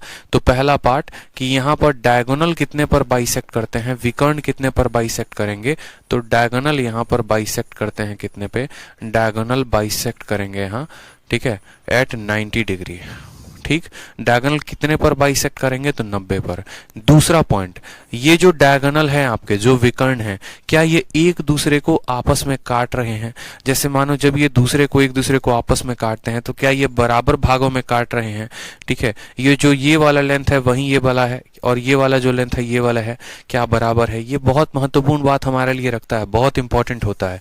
तो आप बोलेंगे हाँ सर देखो जितना ये है उतना ही ये है और जितना ये है उतना ही ये है, क्यों, क्योंकि कोण के वजह से। तो हम ये भी कह सकते हैं कि डायगोनल एक दूसरे को बाइसेक्ट करते हैं, डायगोनल बाइसेक्ट ईच अदर, ठीक है। Diagonal bisect the side also, हम ऐसा भी कह सकते हैं कि डायगोनल बाइसेक्ट ईच अदर, एक दूसरे को वो जो है बराबर भागों में काटते हैं। एक दूसरे को बराबर में तभी काटेंगे जब उनकी भुजा बराबर होगी, अगर भुजा बराबर नहीं होगी तो नहीं काटेंगे। क्या इनके डायगोनल इक्वल होंगे, तो बोलोगे हाँ सर। अगर ये a है और ये a है तो ये √2a हो जाएगा। उसी तरीके से अगर ये a है ये a है तो ये कितना हो जाएगा, ये √2a, ये a है ये a है तो √2a, ये a है a है तो √2a, a है a है तो √2a। मतलब डायगोनल जो है देखो, अगर ये a है और ये a है तो पूरा का पूरा ये कितना हो जाएगा, √2a। उसी तरीके से ये a है और ये है तो ये कितना हो जाएगा, √2a। यानी दोनों डायगोनल बराबर। अगर दोनों डायगोनल बराबर तो दोनों के आधे भी जो हैं वो भी क्या होंगे, तो वो भी हमारे बराबर होंगे। समझ में आ गई बात मेरे, वो भी क्या होंगे, तो वो भी हमारे बराबर होंगे। तो स्क्वायर के बारे में सबसे पहली बात कि यहाँ पर जो सभी एंगल्स होते हैं वो 90 के होते हैं, सभी भुजाएं हमारी बराबर होती हैं। तीसरी बात हमने जानी कि डायगोनल एक दूसरे को कितने पर काटते हैं, तो 90 पर काटते हैं। फिर उसके बाद यहाँ पर जो बाकी जो साइड्स होते हैं वो क्या होते हैं, बराबर होते हैं। यही बातों को अच्छे तरीके से यहाँ पर आपको लिखकर बताया गया है। सुजान घोष कहते हैं सर जी उधार के पैसे से क्लास लिया था, आपको देख के क्यों किसान के बेटे की अभी झूठ नहीं बोलते ऑसम, चलिए बढ़िया है। अब यहाँ देखिए इंपॉर्टेंट पॉइंट के बारे में जाने तो सभी साइड्स जो हैं वो इक्वल होंगे और पैरेलल होंगे। जितने भी कोण होंगे वो क्या होंगे, तो बराबर राइट एंगल पे होंगे। डायगोनल जो होते हैं वो इक्वल होते हैं और एक दूसरे को बाइसेक्ट करते हैं। अगर मानिए जितनी बातें हमने कही हैं, जरूरी तो है नहीं कि आपको 100% बातें याद रहें, इस वजह से हमने शीट में सारी बातें लिखवा भी दी हैं ताकि आपको जब रिवाइज करना हो तो हर बात आपको अपने शीट में मिले और आप उसको अच्छे से रिवाइज कर पाए। ठीक है, ध्यान रहेगा। वापस से समझ लीजिए वर्ग में क्या क्या पढ़ा। वर्ग के चारों कोण बराबर, चारों भुजाएं बराबर, चारों भुजाएं एक दूसरे के समानांतर होती हैं। फिर उसके बाद हमने ये पढ़ा कि एक स्क्वायर के अगर हम डायगोनल को जोड़ते हैं तो जो बीच में कोण बनता है बाइसेक्ट पे वो 90 का बनता है। फिर हमने ये पढ़ा कि स्क्वायर का जो डायगोनल होता है वो एक दूसरे को बाइसेक्ट भी करता है। समझ में आ गया बात यहाँ पे। चलिए अब अगला पॉइंट, जैसे हमने पढ़ा था कि अगर हम एक क्वाड्रिलेटरल को, दुनिया का कोई भी क्वाड्रिलेटरल हो, किसी भी रूप रंग में हो, उसके मिड पॉइंट को ज्वाइन करेंगे तो हमें क्या मिलेगा, हमें एक पैरेललोग्राम मिलेगा, समांतर चतुर्भुज मिलेगा। तो हमारा एग्जामिनर हमसे पूछा भी, देखो बहुत चीजें पूछी जाती हैं आपसे, क्या क्या पूछा जाता है आप लोग जानते नहीं है, समझिएगा। कल के दिन आपसे बोलेगा एक क्वाड्रिलेटरल के मिड पॉइंट को बनाए और जोड़े तो क्या बना बताओ, एक स्क्वायर के मिड पॉइंट को जोड़े तो क्या बना बताओ, एक रेक्टेंगल के मिड पॉइंट को जोड़े तो क्या बना, एक रोम्बस के मिड पॉइंट को जोड़े तो क्या बना। तो हर बातों को हमें समझते चलना है, समय अनुसार एक एक बातों पे हम ध्यान देंगे। हमने पहला पढ़ा कि अगर हम कोई भी क्वाड्रिलेटरल के मिड पॉइंट को जोड़ते हैं पैरेललोग्राम बनता है, यानी चतुर्भुज के चारों मिड पॉइंट मध्य बिंदुओं को जोड़ने पे समांतर चतुर्भुज। ठीक है, उसी तरीके से हमने यहाँ पढ़ा कि अगर हमारा ABCD क्या है, स्क्वायर है, एक वर्ग है, उस वर्ग के मध्य बिंदुओं को जोड़ने पर, उस वर्ग के मिड पॉइंट को जोड़ने पे, यहाँ पे जब उनके चारों मिड पॉइंट को जोड़ेंगे तो हमें क्या मिलेगा, हमें एक और वर्ग प्राप्त होगा। हमें एक और क्या प्राप्त होगा, वर्ग। यानी कभी भी स्क्वायर के मिड पॉइंट को आप जोड़ते हो तो आपको एक स्क्वायर ही मिलता है, ना कि पैरेललोग्राम, ना कि रेक्टेंगल, ना कि कुछ और। स्क्वायर के मिड पॉइंट को जोड़ने पे स्क्वायर ही मिलेगा। ठीक है, स्क्वायर के मिड पॉइंट को जोड़ने पे क्या मिलेगा, स्क्वायर ही मिलेगा। यही बातें यहाँ पर लिखी गई हैं। Straight line joining the mid point of adjacent side of A square form A square. ठीक है, वर्ग के संगत भुजाओं के मध्य बिंदुओं को मिलाने वाली आकृति भी क्या होगी, एक वर्ग ही होगी। समझ में आ गया बात। अब उसके बाद आ जाओ पॉइंट नंबर 3, यहाँ नेक्स्ट पॉइंट पे। नेक्स्ट पॉइंट, जैसे कि आपने ट्रायंगल का पढ़ा था, एक इन सर्कल होता है और एक सरकम सर्कल होता है, उसी तरीके से एक स्क्वायर का भी इन सर्कल होता है और सरकम सर्कल होता है। और CDS में सबसे ज्यादा इसके ऊपर सवाल आते हैं, सबसे ज्यादा आते हैं। ठीक है, जैसे कि आपने इक्विलेटरल ट्रायंगल में पढ़ा था। इक्विलेटरल ट्रायंगल में आपने क्या पढ़ा था, इक्विलेटरल में पढ़ा था कि एक इसके अंदर वृत्त होती है और दूसरा आपने पढ़ा था कि एक वृत्त जो इसको बाहर से कवर अप करती है। अंदर वाला जो वृत्त होता है, इसका जो रेडियस होता है वो कितना होता है, साइड बटे 2√3 होता है। ठीक है, और बाहर वाला जो वृत्त होता है, जो इसका रेडियस होता है वो क्या होता है, इसका रेडियस साइड अपॉन √3 होता है। समझ में आ गया बात। ये हमने किस में पढ़ा था, ये हमने पढ़ा था त्रिभुज में। उसी तरीके से एक स्क्वायर आएगा, एक स्क्वायर के क्या होगा, एक स्क्वायर के अंदर एक वृत्त होगा। ठीक है, देखो 2-3 बातें। ठीक है, एक स्क्वायर के अंदर एक वृत्त होगा और एक स्क्वायर के बाहर एक वृत्त होगा। ठीक है, तो सभी बातों को समझते हैं जरा। यहां पर गौर से देखेंगे तो ये हमारा स्क्वायर है। देखो ये हमारा क्या है, ये हमारा स्क्वायर है और इस स्क्वायर के अंदर एक वृत्त है। इस स्क्वायर के अंदर क्या है, वृत्त है, सर्कल है। अब इस सर्कल का अगर मुझे रेडियस प्राप्त करना होगा, ये जो रेडियस है, तो आप जरा गौर से देखिए, ये जो सर्कल है ये चारों भुजाओं को जोड़ रही है, चारों भुजाओं को टच कर रही है। ये पूरा का पूरा सर्कल का क्या कहलाएगा, तो बोलोगे सर ये पूरा इसका डायमीटर है, पूरा डायमीटर है। और डायमीटर को आधे भाग में काट देते हैं तो क्या मिलता है, रेडियस यानी त्रिज्या। ठीक है, तो ये जो अगर मानिए कि ये लेंथ अगर a है तो ये पूरा का पूरा भी लेंथ a होगा, ये भी लेंथ a होगा, क्योंकि स्क्वायर के सभी साइड क्या होते हैं, बराबर होते हैं। ठीक है, इस पॉइंट से लेकर इस पॉइंट तक की लंबाई a है तो इस पॉइंट से लेकर इस पॉइंट तक की लंबाई भी a होगी। ठीक है, और वो a अगर इस सर्कल का डायमीटर है तो इसकी रेडियस क्या होगी, उस a का आधा। यानी कभी भी कोई भी सर्कल को अगर हम स्क्वायर के अंदर बनाते हैं, ठीक है, कभी भी कोई भी वृत्त को एक वर्ग के अंदर बनाते हैं तो उस वृत्त का जो त्रिज्या होती है, ठीक है, उस वर्ग के भुजा के आधी होती है। यानी the radius of the circle inscribed in a square is always half of the side of square. ठीक है, रेडियस जो होगी ना, कभी भी यहाँ पर अगर आप बात करेंगे इसकी जो रेडियस होगी यहाँ पे, तो इसकी जो रेडियस होगी, इसकी जो त्रिज्या होगी वो हमेशा कितनी होगी, वो हमेशा साइड के आधी होगी। ठीक, अब बात करते हैं कि यदि एक वर्ग जो है हमारा किसी वृत्त के अंदर हो, यानी यदि एक स्क्वायर अगर किसी भी सर्कल के अंदर हो, तो आप मुझे बताओ यहाँ पर ये जो स्क्वायर की ये वाली साइड है वो कितनी है, a है, और ये वाली साइड कितनी है, a है। यहाँ पर 90 पे एक दूसरे को काटते हैं तो पाइथागोरस का इस्तेमाल करके डायगोनल की वैल्यू a और a का √2a निकल जाएगा। ठीक है। अब आप मुझे बताओ कि सर्कल का एक पॉइंट से लेके दूसरे पॉइंट वाली लाइन को हम क्या कहते हैं, हमेशा डायमीटर कहते हैं। एक पॉइंट से लेकर दूसरे पॉइंट तक की जो लाइन होती है वो क्या होती है, हमेशा डायमीटर होती है, जो सेंटर से पास करे। सर्कल में देखो क्या है, सर्कल में ये भी तो जा रहा है, ये भी जा रहा है, नहीं, जो सेंटर से पास करे तो ये वाला क्या कहलाता है, डायमीटर कहलाता है। यानी ये पूरा सर्कल का क्या है, तो पूरा AC जो है वो सर्कल का डायमीटर है। अगर AC सर्कल का डायमीटर है तो O से लेकर C तक जो होगा वो क्या होगा, रेडियस होगा। यानी यहाँ पर अगर हम OC की मान बात करें तो पूरे AC का आधा यानी √2a का आधा, और √2a का आधा कितना होगा, तो बोलोगे सर a/√2। ठीक है, देखो 2 जो है वो √2 इंटू √2 है, एक √2 को काट देगा यानी a/√2। तो हमने यहाँ पर ये सीखा कि जो सरकम रेडियस होता है, वो a/√2 होता है, और जो इन रेडियस होता है वो a/2 होता है। ठीक है, ध्यान रहेगा इस बात को, हमेशा से बताइए,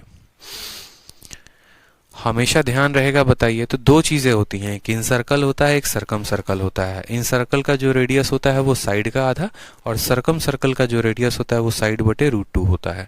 ये दोनों बातें हमें ध्यान रखनी है। जिस तरीके से हमने त्रिभुज में ये प्रॉपर्टी पढ़ी थी, हमें यही प्रॉपर्टी स्क्वायर के केस में भी पढ़ना है।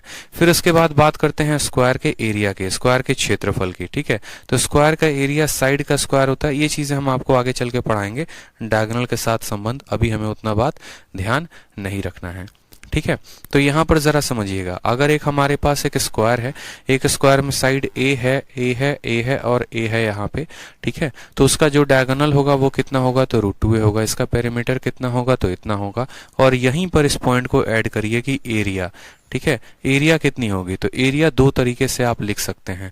पहला आप ये लिख सकते हैं, एरिया साइड इंटू साइड होता है, यानी a² लिख सकते हैं, या फिर आप ऐसे भी लिख सकते हो कि देखो ये जो डायगोनल है, इस डायगोनल का मान कितना है, तो √2a है।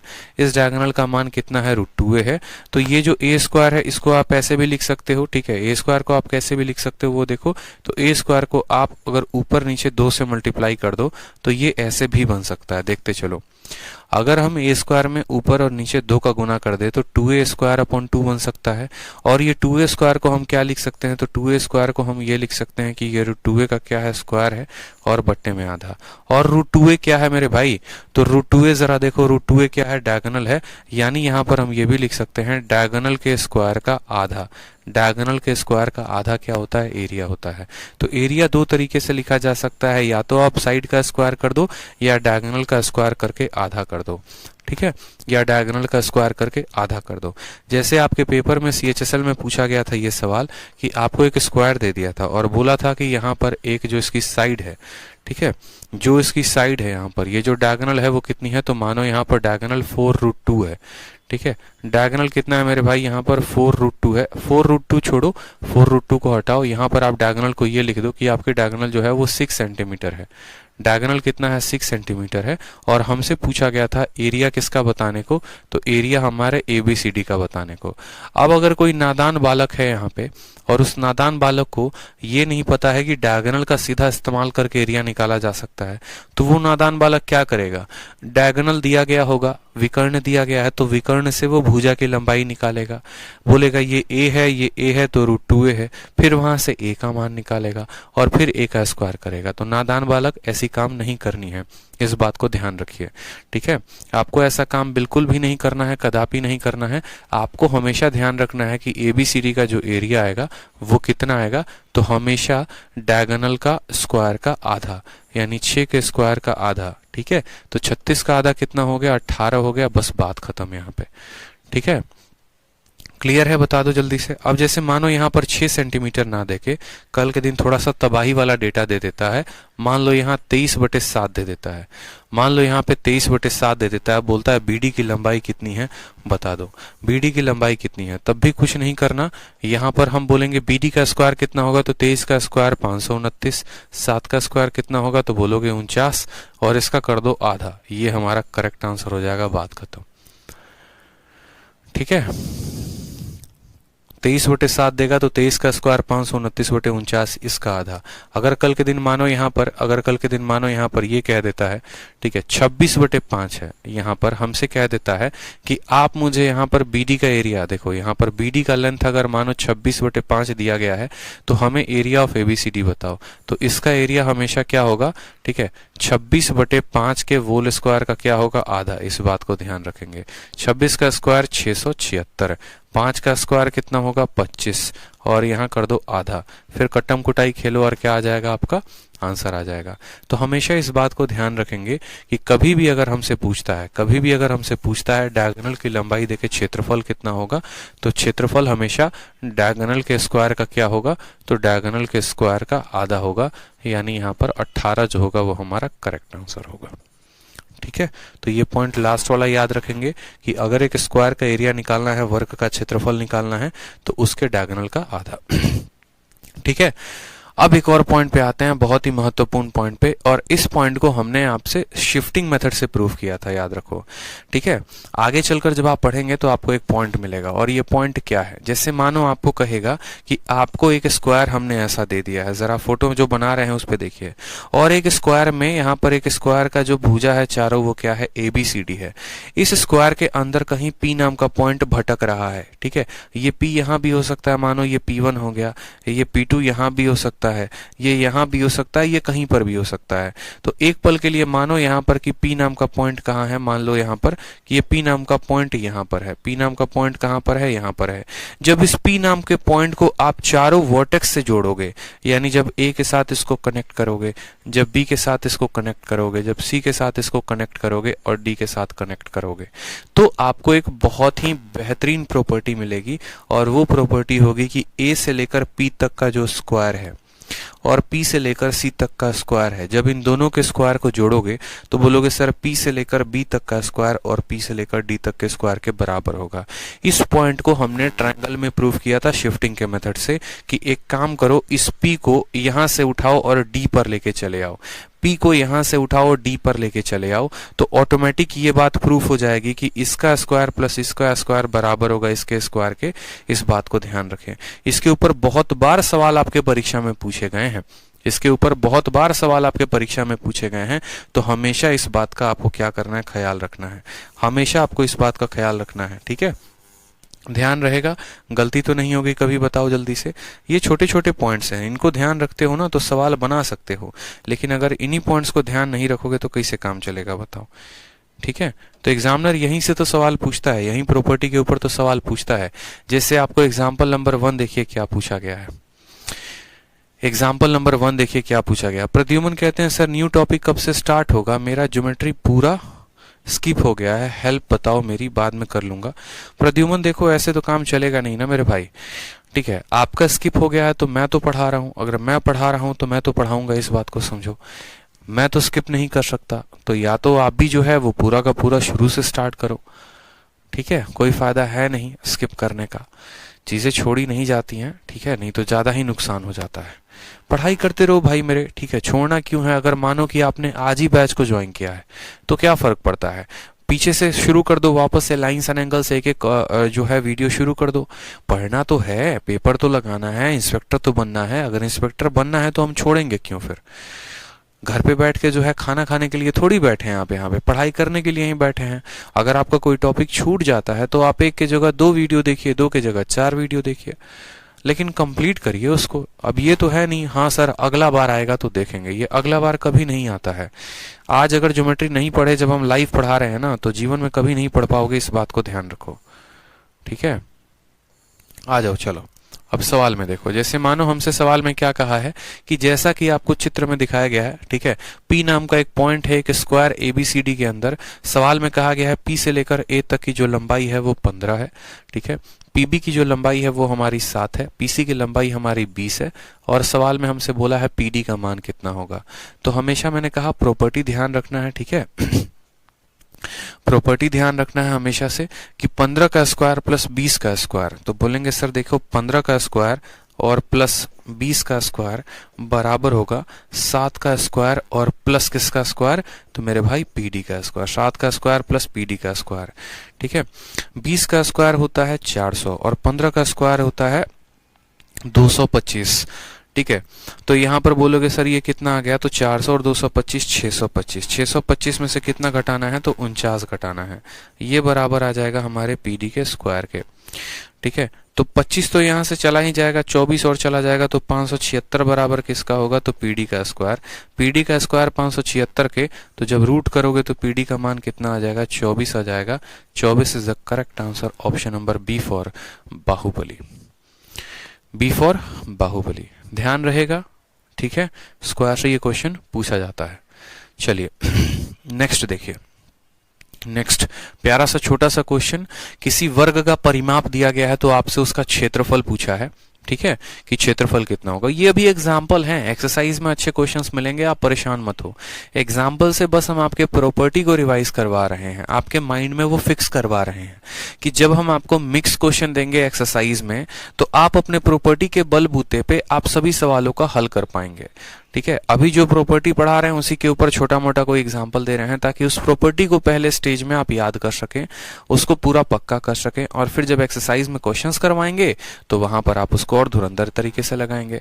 तो कहा गया पेरीमीटर 32√3 है, यानी अगर हम बात करें तो 4a की वैल्यू कितनी है, तो 32। पेरीमीटर कितना होता है, तो बोलोगे सर पेरीमीटर का मतलब साइड का 4 गुना, 4 गुना 32√3 है, तो a का मान कितना आ गया, तो बोलेंगे सर a का मान 8√3। ठीक है, और जो हमारा एरिया होता है वो कितना होता है, तो a का स्क्वायर होता है, तो 8 का स्क्वायर हो जाएगा 64, √3 का स्क्वायर हो जाएगा 3, कितना हो जाएगा 192, 192 सेंटीमीटर स्क्वायर। ठीक है, 192 centimetre square, option number D for, ठीक है, दिल मांगे मोर। बी फॉर बारूद कंटेंट। हाँ, क्या बात है। चलो आ जाओ, नेक्स्ट सवाल आपसे पूछा गया एग्जांपल नंबर 3 देखिए। Length of diagonal of A square is 6√2। ठीक है, एक वर्ग की विकर्ण की लंबाई 6 रूट दी गई है और उसका परिमाप हमसे पूछा गया है। तो कोई बात नहीं, हमने कहा लेंथ ऑफ डायगोनल, एक स्क्वायर का डायगोनल कितना होता है, तो बोलेंगे सर एक स्क्वायर का डायगोनल √2a होता है। √2a का मान सवाल में कितना दे रखा है, 6√2 दे रखा है। अगर √2a का मान 6√2 दे रखा है तो हम यहाँ √2 से √2 को काटेंगे तो a की वैल्यू कितनी आएगी, 6। और पेरीमीटर पूछा गया है, तो पेरीमीटर मुझे बताओ, पेरीमीटर कितना होता है, परिमाप कितना होता है, तो 4a होता है। अगर a का मान 6 है तो 4a का मान कितना होगा, 24 होगा, यानी 24 सेंटीमीटर। a फॉर, ठीक है, असिस्टेंट ऑडिट ऑफिसर। ठीक है, a for assistant audit officer. Clear है। चलिए नेक्स्ट देखिए। नेक्स्ट बात करते हैं एग्जाम्पल नंबर 4, बड़ा प्यारा है, इसमें एक करेक्शन कर लेंगे आप लोग अपने शीट में भी करेक्शन मैं करवा दूंगा आप लोगों के। dx बराबर क्या है, तो सवाल में हमसे कह रखा है dx बराबर do है, इसमें थोड़ा सा करेक्शन है। dx बराबर do, बड़ा प्यारा क्वेश्चन है, बड़ा अच्छा क्वेश्चन है। देखिए थोड़ा सा हो सकता है बहुत बच्चों को ये सवाल परेशान करे, बट मुझे नहीं लगता। ठीक है, बस थोड़ा सा अलग हटकर है ये सवाल, अच्छा क्वेश्चन है। देखिए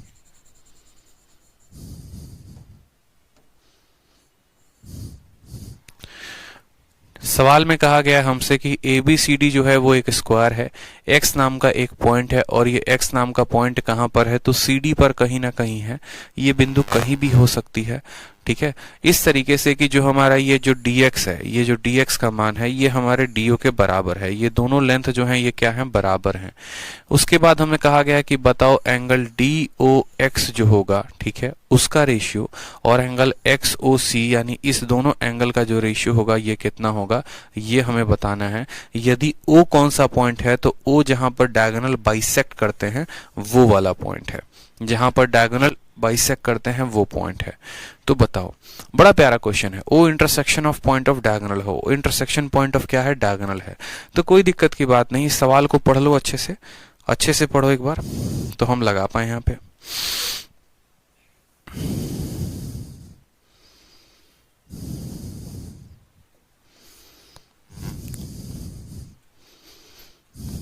पढ़ लिया सवाल, ठीक ठीक है, अब देखो यहाँ पे कुछ भी नहीं है। अगर मानिए यहाँ पर हम x को बनाते हैं और यहाँ पर हम o को ये देखते हैं, तो सवाल में मानो इसको हम ज्वाइन करते हैं o से लेकर x तक, तो ये जो दूरी है वो इसके बराबर है, ये दोनों जो है बराबर हैं। समझ में आ गई मेरी बात? ठीक है। उसके अलावा हमें एक और बात पता है, और क्या बात पता है कि अगर हम स्क्वायर की बात करें, डायगोनल 90 पर काटता है, डायगोनल 90 पर काटता है, और यहाँ वाला प्रत्येक कोण कितने का होता है? 45 का। अब आप मुझे बताओ ये वाला कोण है 45 का, ठीक है। अगर हम इसको थीटा माने तो ये भी हमारा कितना हो जाएगा? थीटा, क्योंकि ये वाली लंबाई हमारे dx बराबर क्या है? dx बराबर du है, तो ये दोनों कोण बराबर होंगे।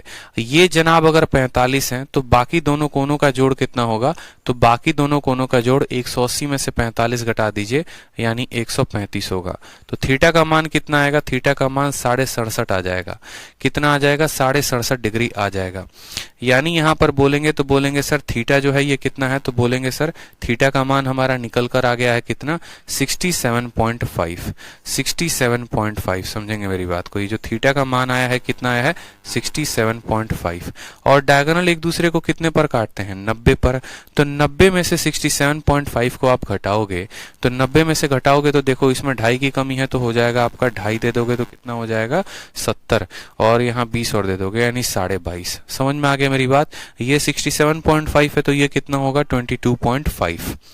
ठीक है, समझेंगे मेरी बात को? ये 45 है, ये 45 है, तो ये दोनों थीटा और थीटा, इन दोनों थीटाओं का जोड़ 135, तो थीटा का मान हो गया 67.5। अब ये जनाब 67.5 है, तो याद करो स्क्वायर की प्रॉपर्टी क्या कहती है? स्क्वायर की प्रॉपर्टी ये कहती है कि दोनों के दोनों डायगोनल जहां पर काटते हैं वहां 90 का कोण बनता है। अब अगर ये वाला कोण एंगल DOX हमारा 67.5 है, ठीक है, तो एंगल XOC जो कोण होगा वो कितना होगा? तो 22.5 होगा। अब हमें इन दोनों का रेशियो देखना है, तो कोई दिक्कत की बात नहीं। 67.5 और 22.5 का जो रेशियो है वो कितना है? तो दशमलव से दशमलव खत्म हो जाएगा। 25 से काटोगे तो 25 से 2 बार में 50 हो जाएगा, ठीक है, और 25 का 7 बार में 175। 25 से काटोगे तो बोलोगे सर 25 9 225 होता है।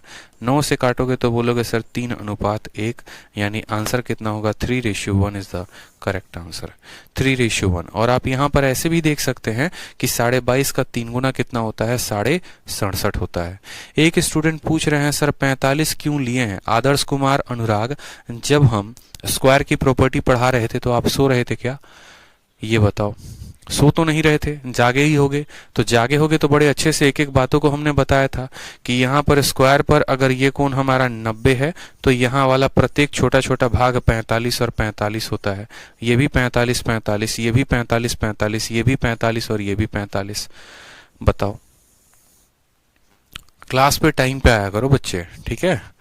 क्लास में टाइम पे आके तब समझा करो, बीच में आके टीचर को परेशान ना किया करो, ठीक है? तो अगर ये 45 और 45 होता है तो ये 45, बाकी दोनों कोण बराबर, तो 67.5 67.5 पूरा 90 बनाता है। ये 67.5 है तो 22.5, अनुपात कितने का है? तो 3:1 का है। ठीक है, चलो आ जाओ। एक और बड़ा प्यारा क्वेश्चन जो आपके प्रीवियस ईयर का क्वेश्चन है, आपके पेपर में पूछा गया है, उसको ध्यान देंगे।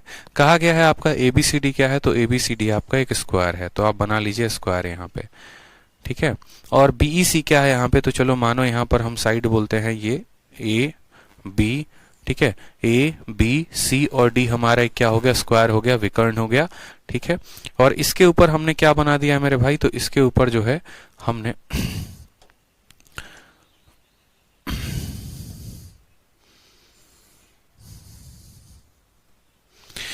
सवाल में देखिए क्या कहा है। सवाल में कहा है कि ABCD आपका एक स्क्वायर है और BE और C जो हो गया वो एक इक्विलेटरल ट्रायंगल हो गया, समबाहु। समबाहु, ठीक है, समबाहु त्रिभुज हो गया। समबाहु त्रिभुज हो गया हमारा यहाँ पर BEC।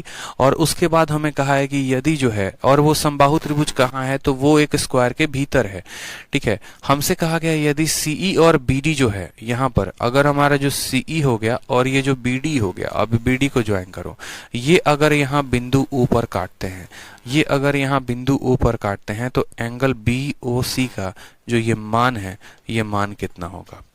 एंगल BOC का मान कितना होगा बताओ, ठीक है।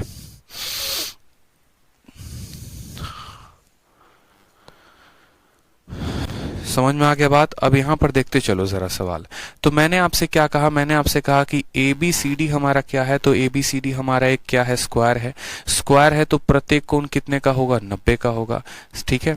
प्रत्येक कोण कितने का होगा, 90 का। हमारा BEC जनाब क्या है, तो BEC बोलेंगे कि सर जो BEC हो गया ना वो एक इक्विलेटरल ट्रायंगल है, समबाहु है, यानी ये वाला कोण हमारा हो जाएगा 60 का, ये भी कोण हमारा हो जाएगा 60 का, ये पूरा का पूरा हमारा हो जाएगा 60 का। अब मजे की बात यहीं पर आती है, मजे की बात मेरे भाई यहीं पर आती है, ठीक है। जरा देखो तो यहाँ पर ये जो BD है, ये BD क्या है, बस मुझे ये बताओ ये BD क्या है। ये BD जो है ये आपका वो BD नहीं है जो आपके मन में आ रहा है। BD मतलब ये साइड है, ये हमारा डायगोनल है, ये हमारा विकर्ण है। और विकर्ण जो होता है वो कितने का कोण बनाता है, तो आप बोलोगे सर बेशक यहाँ पर ये पूरा कोण हमारा 60 का हो, लेकिन ये वाला जो कोण होगा ये 45 का ही तो होगा, क्योंकि विकर्ण 45 और 45 को दोनों बराबर, ये 45 है तो बाकी आधा पार्ट भी 45 में, ये 45 है तो बाकी आधा पार्ट भी कितना होगा जनाब, तो वो भी 45 होगा। इस बात को ध्यान रखेंगे। दोबारा से समझा दे रहे हैं आपको, इस पॉइंट को समझिएगा। मैंने कहा कि यहां पर मैं किसको मिला रहा हूं, तो B से लेकर D तक, तो ये जो BD वाला कोण होगा ये कितना होगा, तो बोलोगे सर 45। यहां पर एंगल BCE वाला कोण कितना होगा, 60। ये 45 और ये 60, तो इन दोनों का मान कितना आएगा, 105। त्रिभुज अगर हम बात करें ट्रायंगल BOC में, तो ट्रायंगल BOC में जो एंगल BOC बनेगा, जो एंगल BOC बनेगा, त्रिभुज के तीनों कोनों का जोड़ 180 होता है, तो 180 में से आप 60 और 45 यानी 105 को घटा दो तो कितना आएगा, 75। आपका 75 जो होगा वो क्या होगा, करेक्ट आंसर होगा ऑप्शन नंबर बी।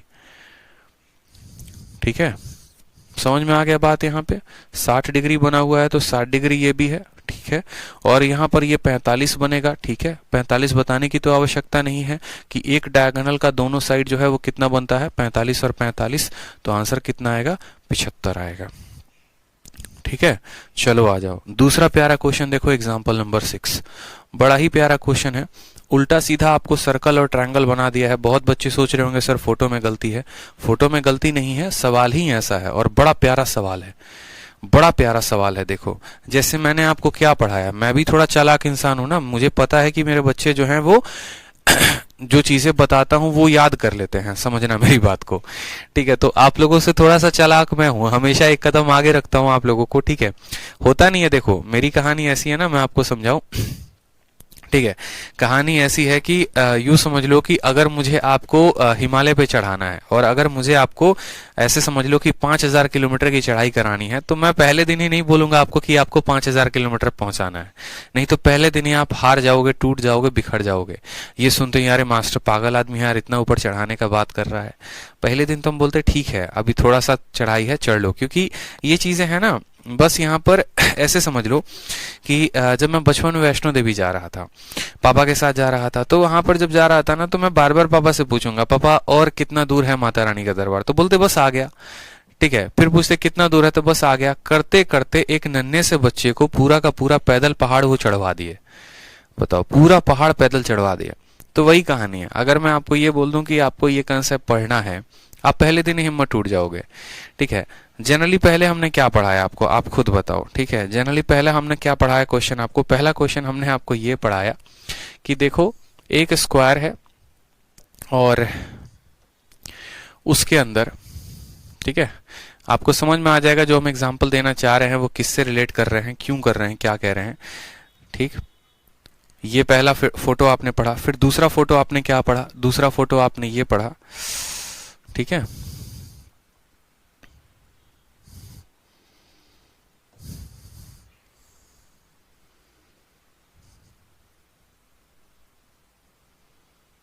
दूसरा फोटो आपने ये पढ़ा, और जो तीसरा पढ़ा वो और लाजवाब पढ़ा, ठीक है।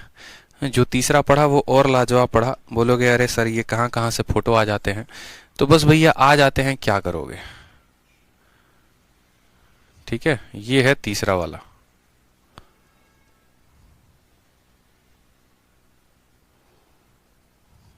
बस बहुत शानदार।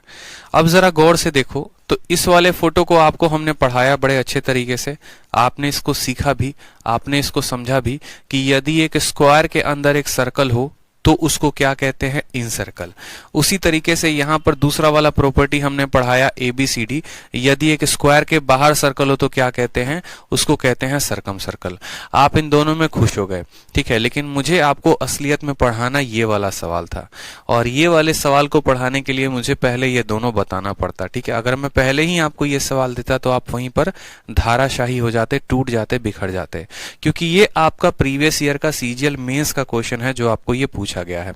और सीजीएल मेंस के साथ साथ ये आपके सीडीएस के भी एग्जाम में पूछा गया है और बाकी परीक्षाओं में भी पूछा गया है, ठीक है। और वहां ये फोटो नहीं दिया गया था, वहां पर आपको सवाल में ऐसे कहा गया है कि ABCD आपका एक स्क्वायर है जिसकी भुजा जो है वो 10 है, उसके अंदर एक सर्कल बनाई गई है, और सर्कल इस तरीके से बनाई गई है कि सर्कल जो है वो वर्टेक्स A पर और वर्टेक्स D पर, यानी ये दो वर्टेक्स पर टच करती है और साइड BC को टच करती है। अब 2 मिनट तो आपको सोचने में लग जाएगा कि ससुरा वो कौन सा सर्कल है जो ऐसे टच करेगा, A पर टच करेगा, D पर टच करेगा और BC को टच करेगा, तो वो यही वाला सर्कल होगा। समझ में आया बात, ठीक है।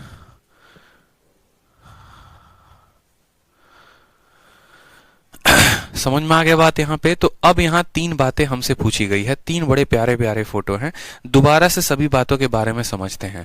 अगर इस केस में हमसे सर्कल का क्या पूछता है, अगर इस केस में हमसे सर्कल का रेडियस पूछता है, तो हम यहाँ बोलते हैं अगर ये AB का मान A है, अगर ये AB का मान, जैसे सबका मान हम लेके चलते हैं, मानो यहाँ पर अगर AB का मान 10 है, तो जो हमारा रेडियस आएगा वो कितना आएगा, 10 का आधा आएगा, यानी हम बोलेंगे सर 5 सेंटीमीटर, ठीक है।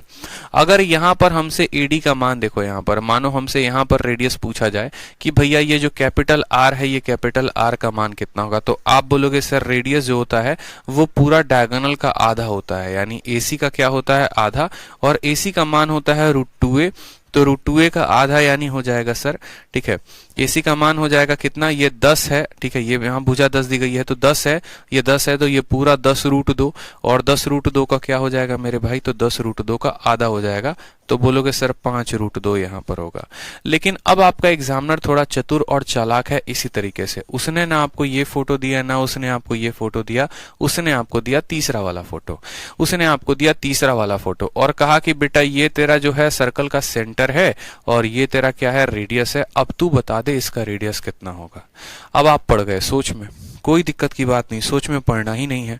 आप बोलेंगे कोई दिक्कत नहीं है सर, यहाँ देखो ये कितना है, तो बोलोगे सर ये 10 सेंटीमीटर है, और ये वैल्यू कितना है, तो बोलोगे सर ये भी 10 है। क्यों भैया, क्योंकि ये एक स्क्वायर है और स्क्वायर के दोनों साइड, चारों साइड क्या होते हैं, बराबर होते हैं।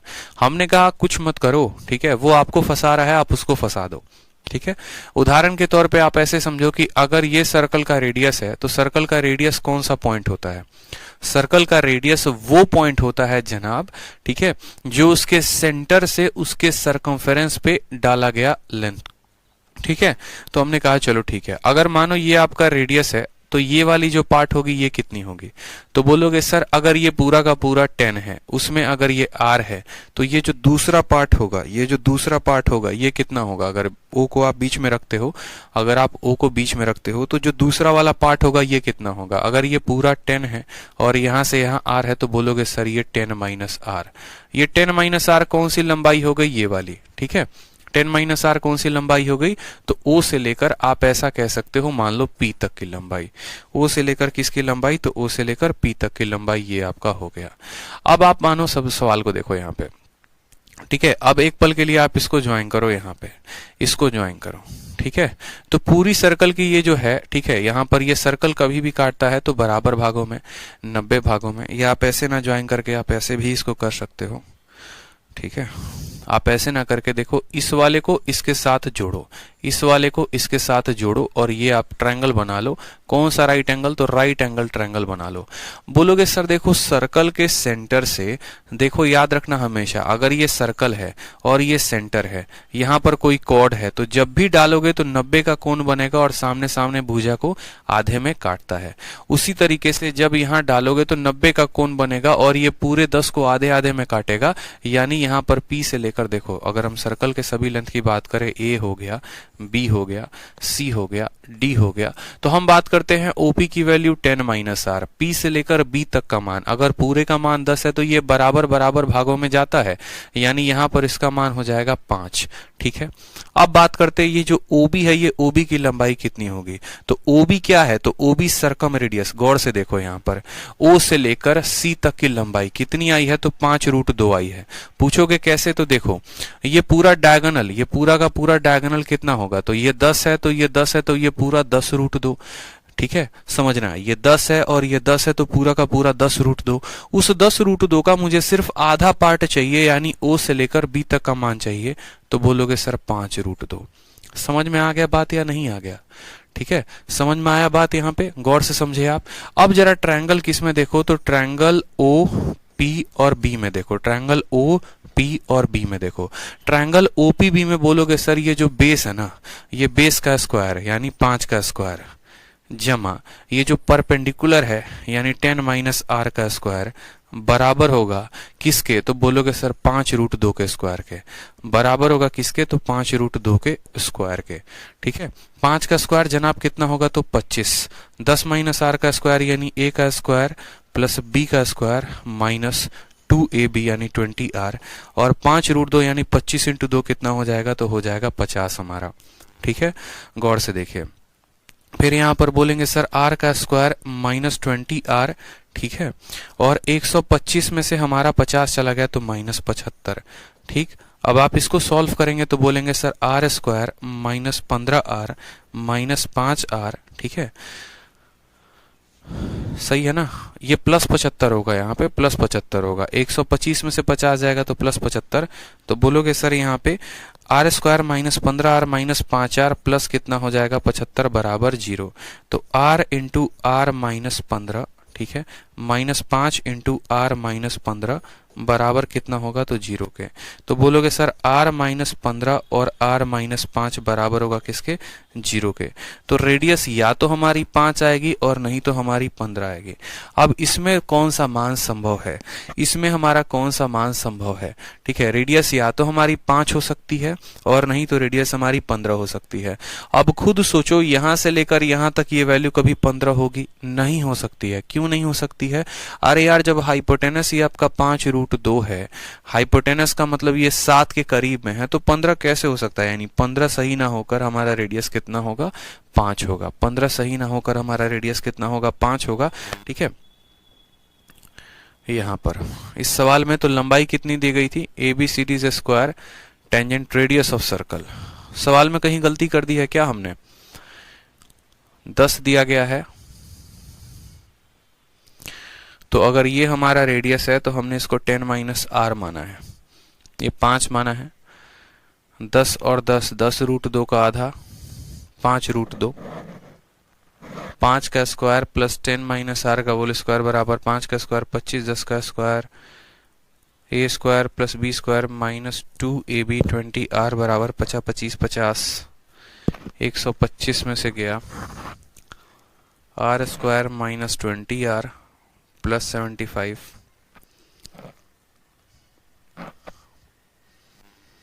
ठीक है, समझ में आ गया बात आपको? तो r की वैल्यू कितनी आई है, 5 आई है। लेकिन यहाँ ऑप्शन में तो 5 है नहीं। यहाँ पर फोटो किसी और तरीके से बनाया गया है, ये फोटो किसी और तरीके से है।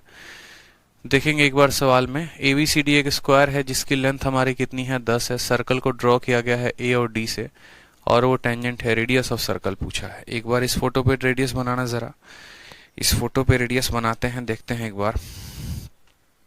ठीक है, ये जो प्रीवियस ईयर का क्वेश्चन है इसके ऊपर बनाना जरा रेडियस, एक बार देखते हैं। दोनों फोटो में थोड़ा बहुत चेंज है तो कोई बात नहीं है। ठीक है, रेडियस बना लेंगे।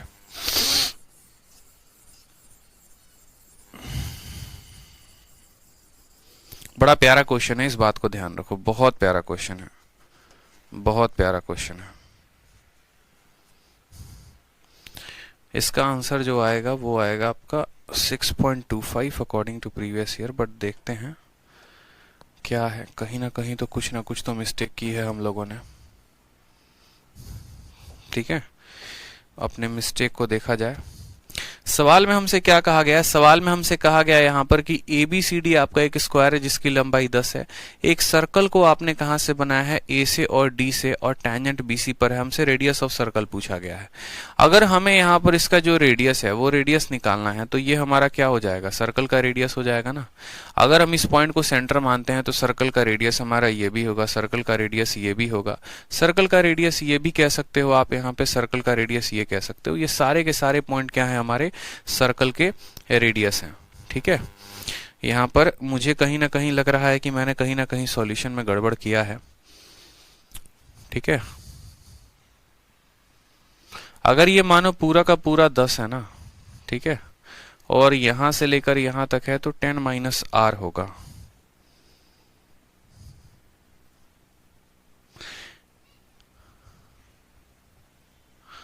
प्लस 15R नहीं ना होगा मेरे भाई, कुछ ना कुछ तो गड़बड़ है। चलो कोई बात नहीं, हम लोग यहाँ पर सुधारते हैं। इस सॉल्यूशन को अभी रहने देते हैं यहीं पे, हम बाद में देखते हैं। हम यहाँ पर दोबारा से बना के फोटो को देखते हैं हमने गड़बड़ क्या किया है। तो हम इस बात को समझते हैं कि अगर इस पॉइंट को हम O मानते हैं तो O से लेकर D तक, O से लेकर C तक, O से लेकर यहाँ पर ये जो B है ना, ये रेडियस नहीं होंगे। देखो रेडियस क्या क्या हो सकते हैं समझो।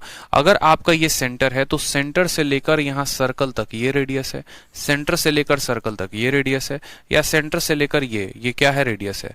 ये हमारे सभी के सभी क्या है? रेडियस हैं। तो हम कह सकते हैं भैया ये हमारा क्या हो गया? सर्कल का रेडियस हो गया। ठीक है, हमने कहा कि पूरे सर्कल की जो लंबाई है वो 10 है, यानी यहां से लेकर यहां तक लंबाई 10 है। तो यहां पर जो हमने O माना है, इस O को जरा यहां से हटाओ, इस O को हटा के यहां पर लिखो, तो ये वाली जो वैल्यू आ जाएगी ये कितनी आ जाएगी? तो बोलोगे सर अगर पूरा का पूरा यहां पर देखो, पूरा का पूरा क्या है? ये पूरा का पूरा हमारा 10 है, तो ये अगर हमारा R है तो ये कितना हो जाएगा? 10 माइनस R हो जाएगा। ये हमारा 90 पर काटता है। ठीक, अब 90 पर काटता है, साथ में यहाँ पर ये दोनों भुजाओं को बराबर बराबर भागों में बांटता है। तो दोनों भुजाओं को बराबर बराबर भागों में बांटेगा तो मेरे भाई ये कितना हो जाएगा? तो 5 हो जाएगा और ये 5 हो जाएगा, और साथ में ये सर्कल का रेडियस हो जाएगा। ये हमने गलती कर दी थी यहाँ पे, यही गलती यहाँ पर की है जो हमें सुधारनी है। यहाँ पर गलती क्या की है जरा वो करेक्ट कर लो। हमें जिसमें पाइथागोरस लगाना था हमने पाइथागोरस उसमें ना लगा के हमने पाइथागोरस किसी और में लगा दिया।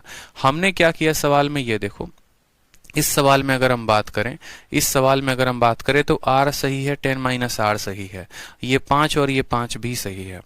ठीक है, ये 5 और ये 5 भी सही है। अब यहाँ पर देखोगे तो दोनों फोटो में क्या है? ये 5 और ये 5 भी सही है।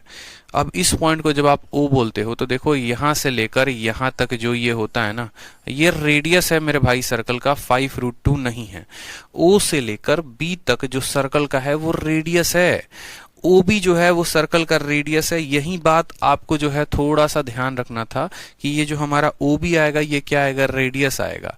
यानी यहाँ पर ये रेडियस हो गया हमारा, मैंने वही तो कहा सवाल में। देखो अब इसका डिटेल में प्रूफ मैं आपको अगले पन्ने में करा रहा हूँ, जरा सीखिएगा यहाँ पे। ठीक है, जरा सीखिएगा मेरी बात को, दोबारा से समझिएगा। मानिए मैंने हर कुछ यहाँ पर मिटा दिया है, सब कुछ मिटा दिया मैंने कहा इसका सेंटर जो है वो यहाँ पर है, और इस सेंटर से एक पॉइंट यहाँ पर डाला, इस सेंटर से हमने एक पॉइंट यहाँ डाला, और इस सेंटर से मैंने क्या किया? एक पॉइंट यहाँ पे डाला। तो हमें ये बात समझने की आवश्यकता है कि हमारा रेडियस कौन सा है। तो सेंटर से सर्कल के परिधि पर कोई भी डाला गया पॉइंट रेडियस होता है। ये भी रेडियस होगा, ये भी रेडियस होगा, और ये भी रेडियस होगा। यानी ये क्या कहलाएगा? तो रेडियस कहलाएगा। ठीक है, समझ गए मेरी बात को आप? अगर ये हमारा रेडियस है, त्रिज्या है, और पूरा का लंबाई हमारा 10 है, तो ये 10 है तो ये R है, तो ये कितना हो जाएगा? तो बोलोगे सर 10 माइनस R। ठीक है, कितना हो जाएगा? 10 माइनस R। समझना मेरी बात को, कितना हो जाएगा? 10 माइनस R। और ये भी रेडियस है, ये भी रेडियस है, और ये भी क्या है? रेडियस है। अब जब सर्कल के सेंटर से किसी भी कॉर्ड पे जब आप कोई वैल्यू डालते हैं तो उसको बराबर भागों में काटता है।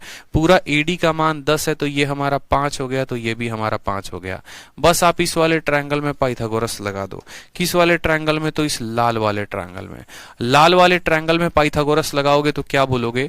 बोलोगे सर यहाँ पर बेस है 5, तो 5 का स्क्वायर जमा परपेंडिकुलर है 10 माइनस R उसका स्क्वायर बराबर होगा R के स्क्वायर के। 5 का स्क्वायर होता है 25, 10 का स्क्वायर हो जाएगा 100 plus R square minus 20R बराबर होगा किसके? तो R के स्क्वायर के। R का स्क्वायर से R का स्क्वायर खत्म।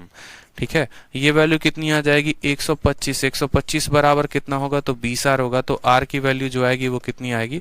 ठीक है, 2 छक 12, 2 दूनी 4, 6.25 जो होगा वो क्या होगा, करेक्ट आंसर होगा। आर की वैल्यू हमारी 6.25 आ जाएगी। आप भाग करके देख लेंगे। तो यहां पर भी जो रेडियस पूछा गया था वो कितना पूछा गया था, 6.25।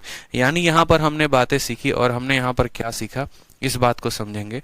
जो बात हम आपको बताना चाह रहे थे कि अगर हम किसी सर्कल को अंदर बनाते हैं तो रेडियस 5 आता है, वो सर्कल को हम थोड़ा सा बाहर बनाते हैं तो रेडियस 5√2 आता है, ठीक है। और वो सर्कल को अगर हम ऐसे इस तरीके से बनाते हैं तो रेडियस 6.25 आया। तो ये बात जो है थोड़ा सा देखना था हमें, ठीक है। इस तरीके से 3 अलग अलग सर्कल बना के हमारा एग्जामिनर हमसे क्वेश्चन पूछ सकता है। तो आज के लिए हमने जो पढ़ा वो क्या क्या पढ़ा, तो हमने पढ़ा यहाँ पर एक क्वाड्रिलेटरल के बारे में। फिर उसके बाद हमने अच्छे तरीके से पढ़ा कि स्क्वायर क्या होता है, स्क्वायर की प्रॉपर्टीज जानी। कल की क्लास में हम जो है, या नेक्स्ट क्लास में रेक्टेंगल, रेक्टेंगल के बाद पैरेललोग्राम, पैरेललो के बाद के रोम्बस, रोम्बस के बाद काइट, इस तरीके से 4 और प्रॉपर्टी को खत्म करके फिर हम एक्सरसाइज के क्वेश्चंस पे आ जाएंगे। शीट में अपलोड करवा दूंगा आप लोगों के लिए, तो परेशान नहीं होना है, ठीक है। किसी भी सूरत में परेशान नहीं होना है, मन लगाकर पढ़ते रहिए, शीट के लिए परेशान नहीं होंगे भाई, ठीक है। ध्यान रखें अपना, खुश रहें, मस्त रहें। Love you all, take care, ठीक है।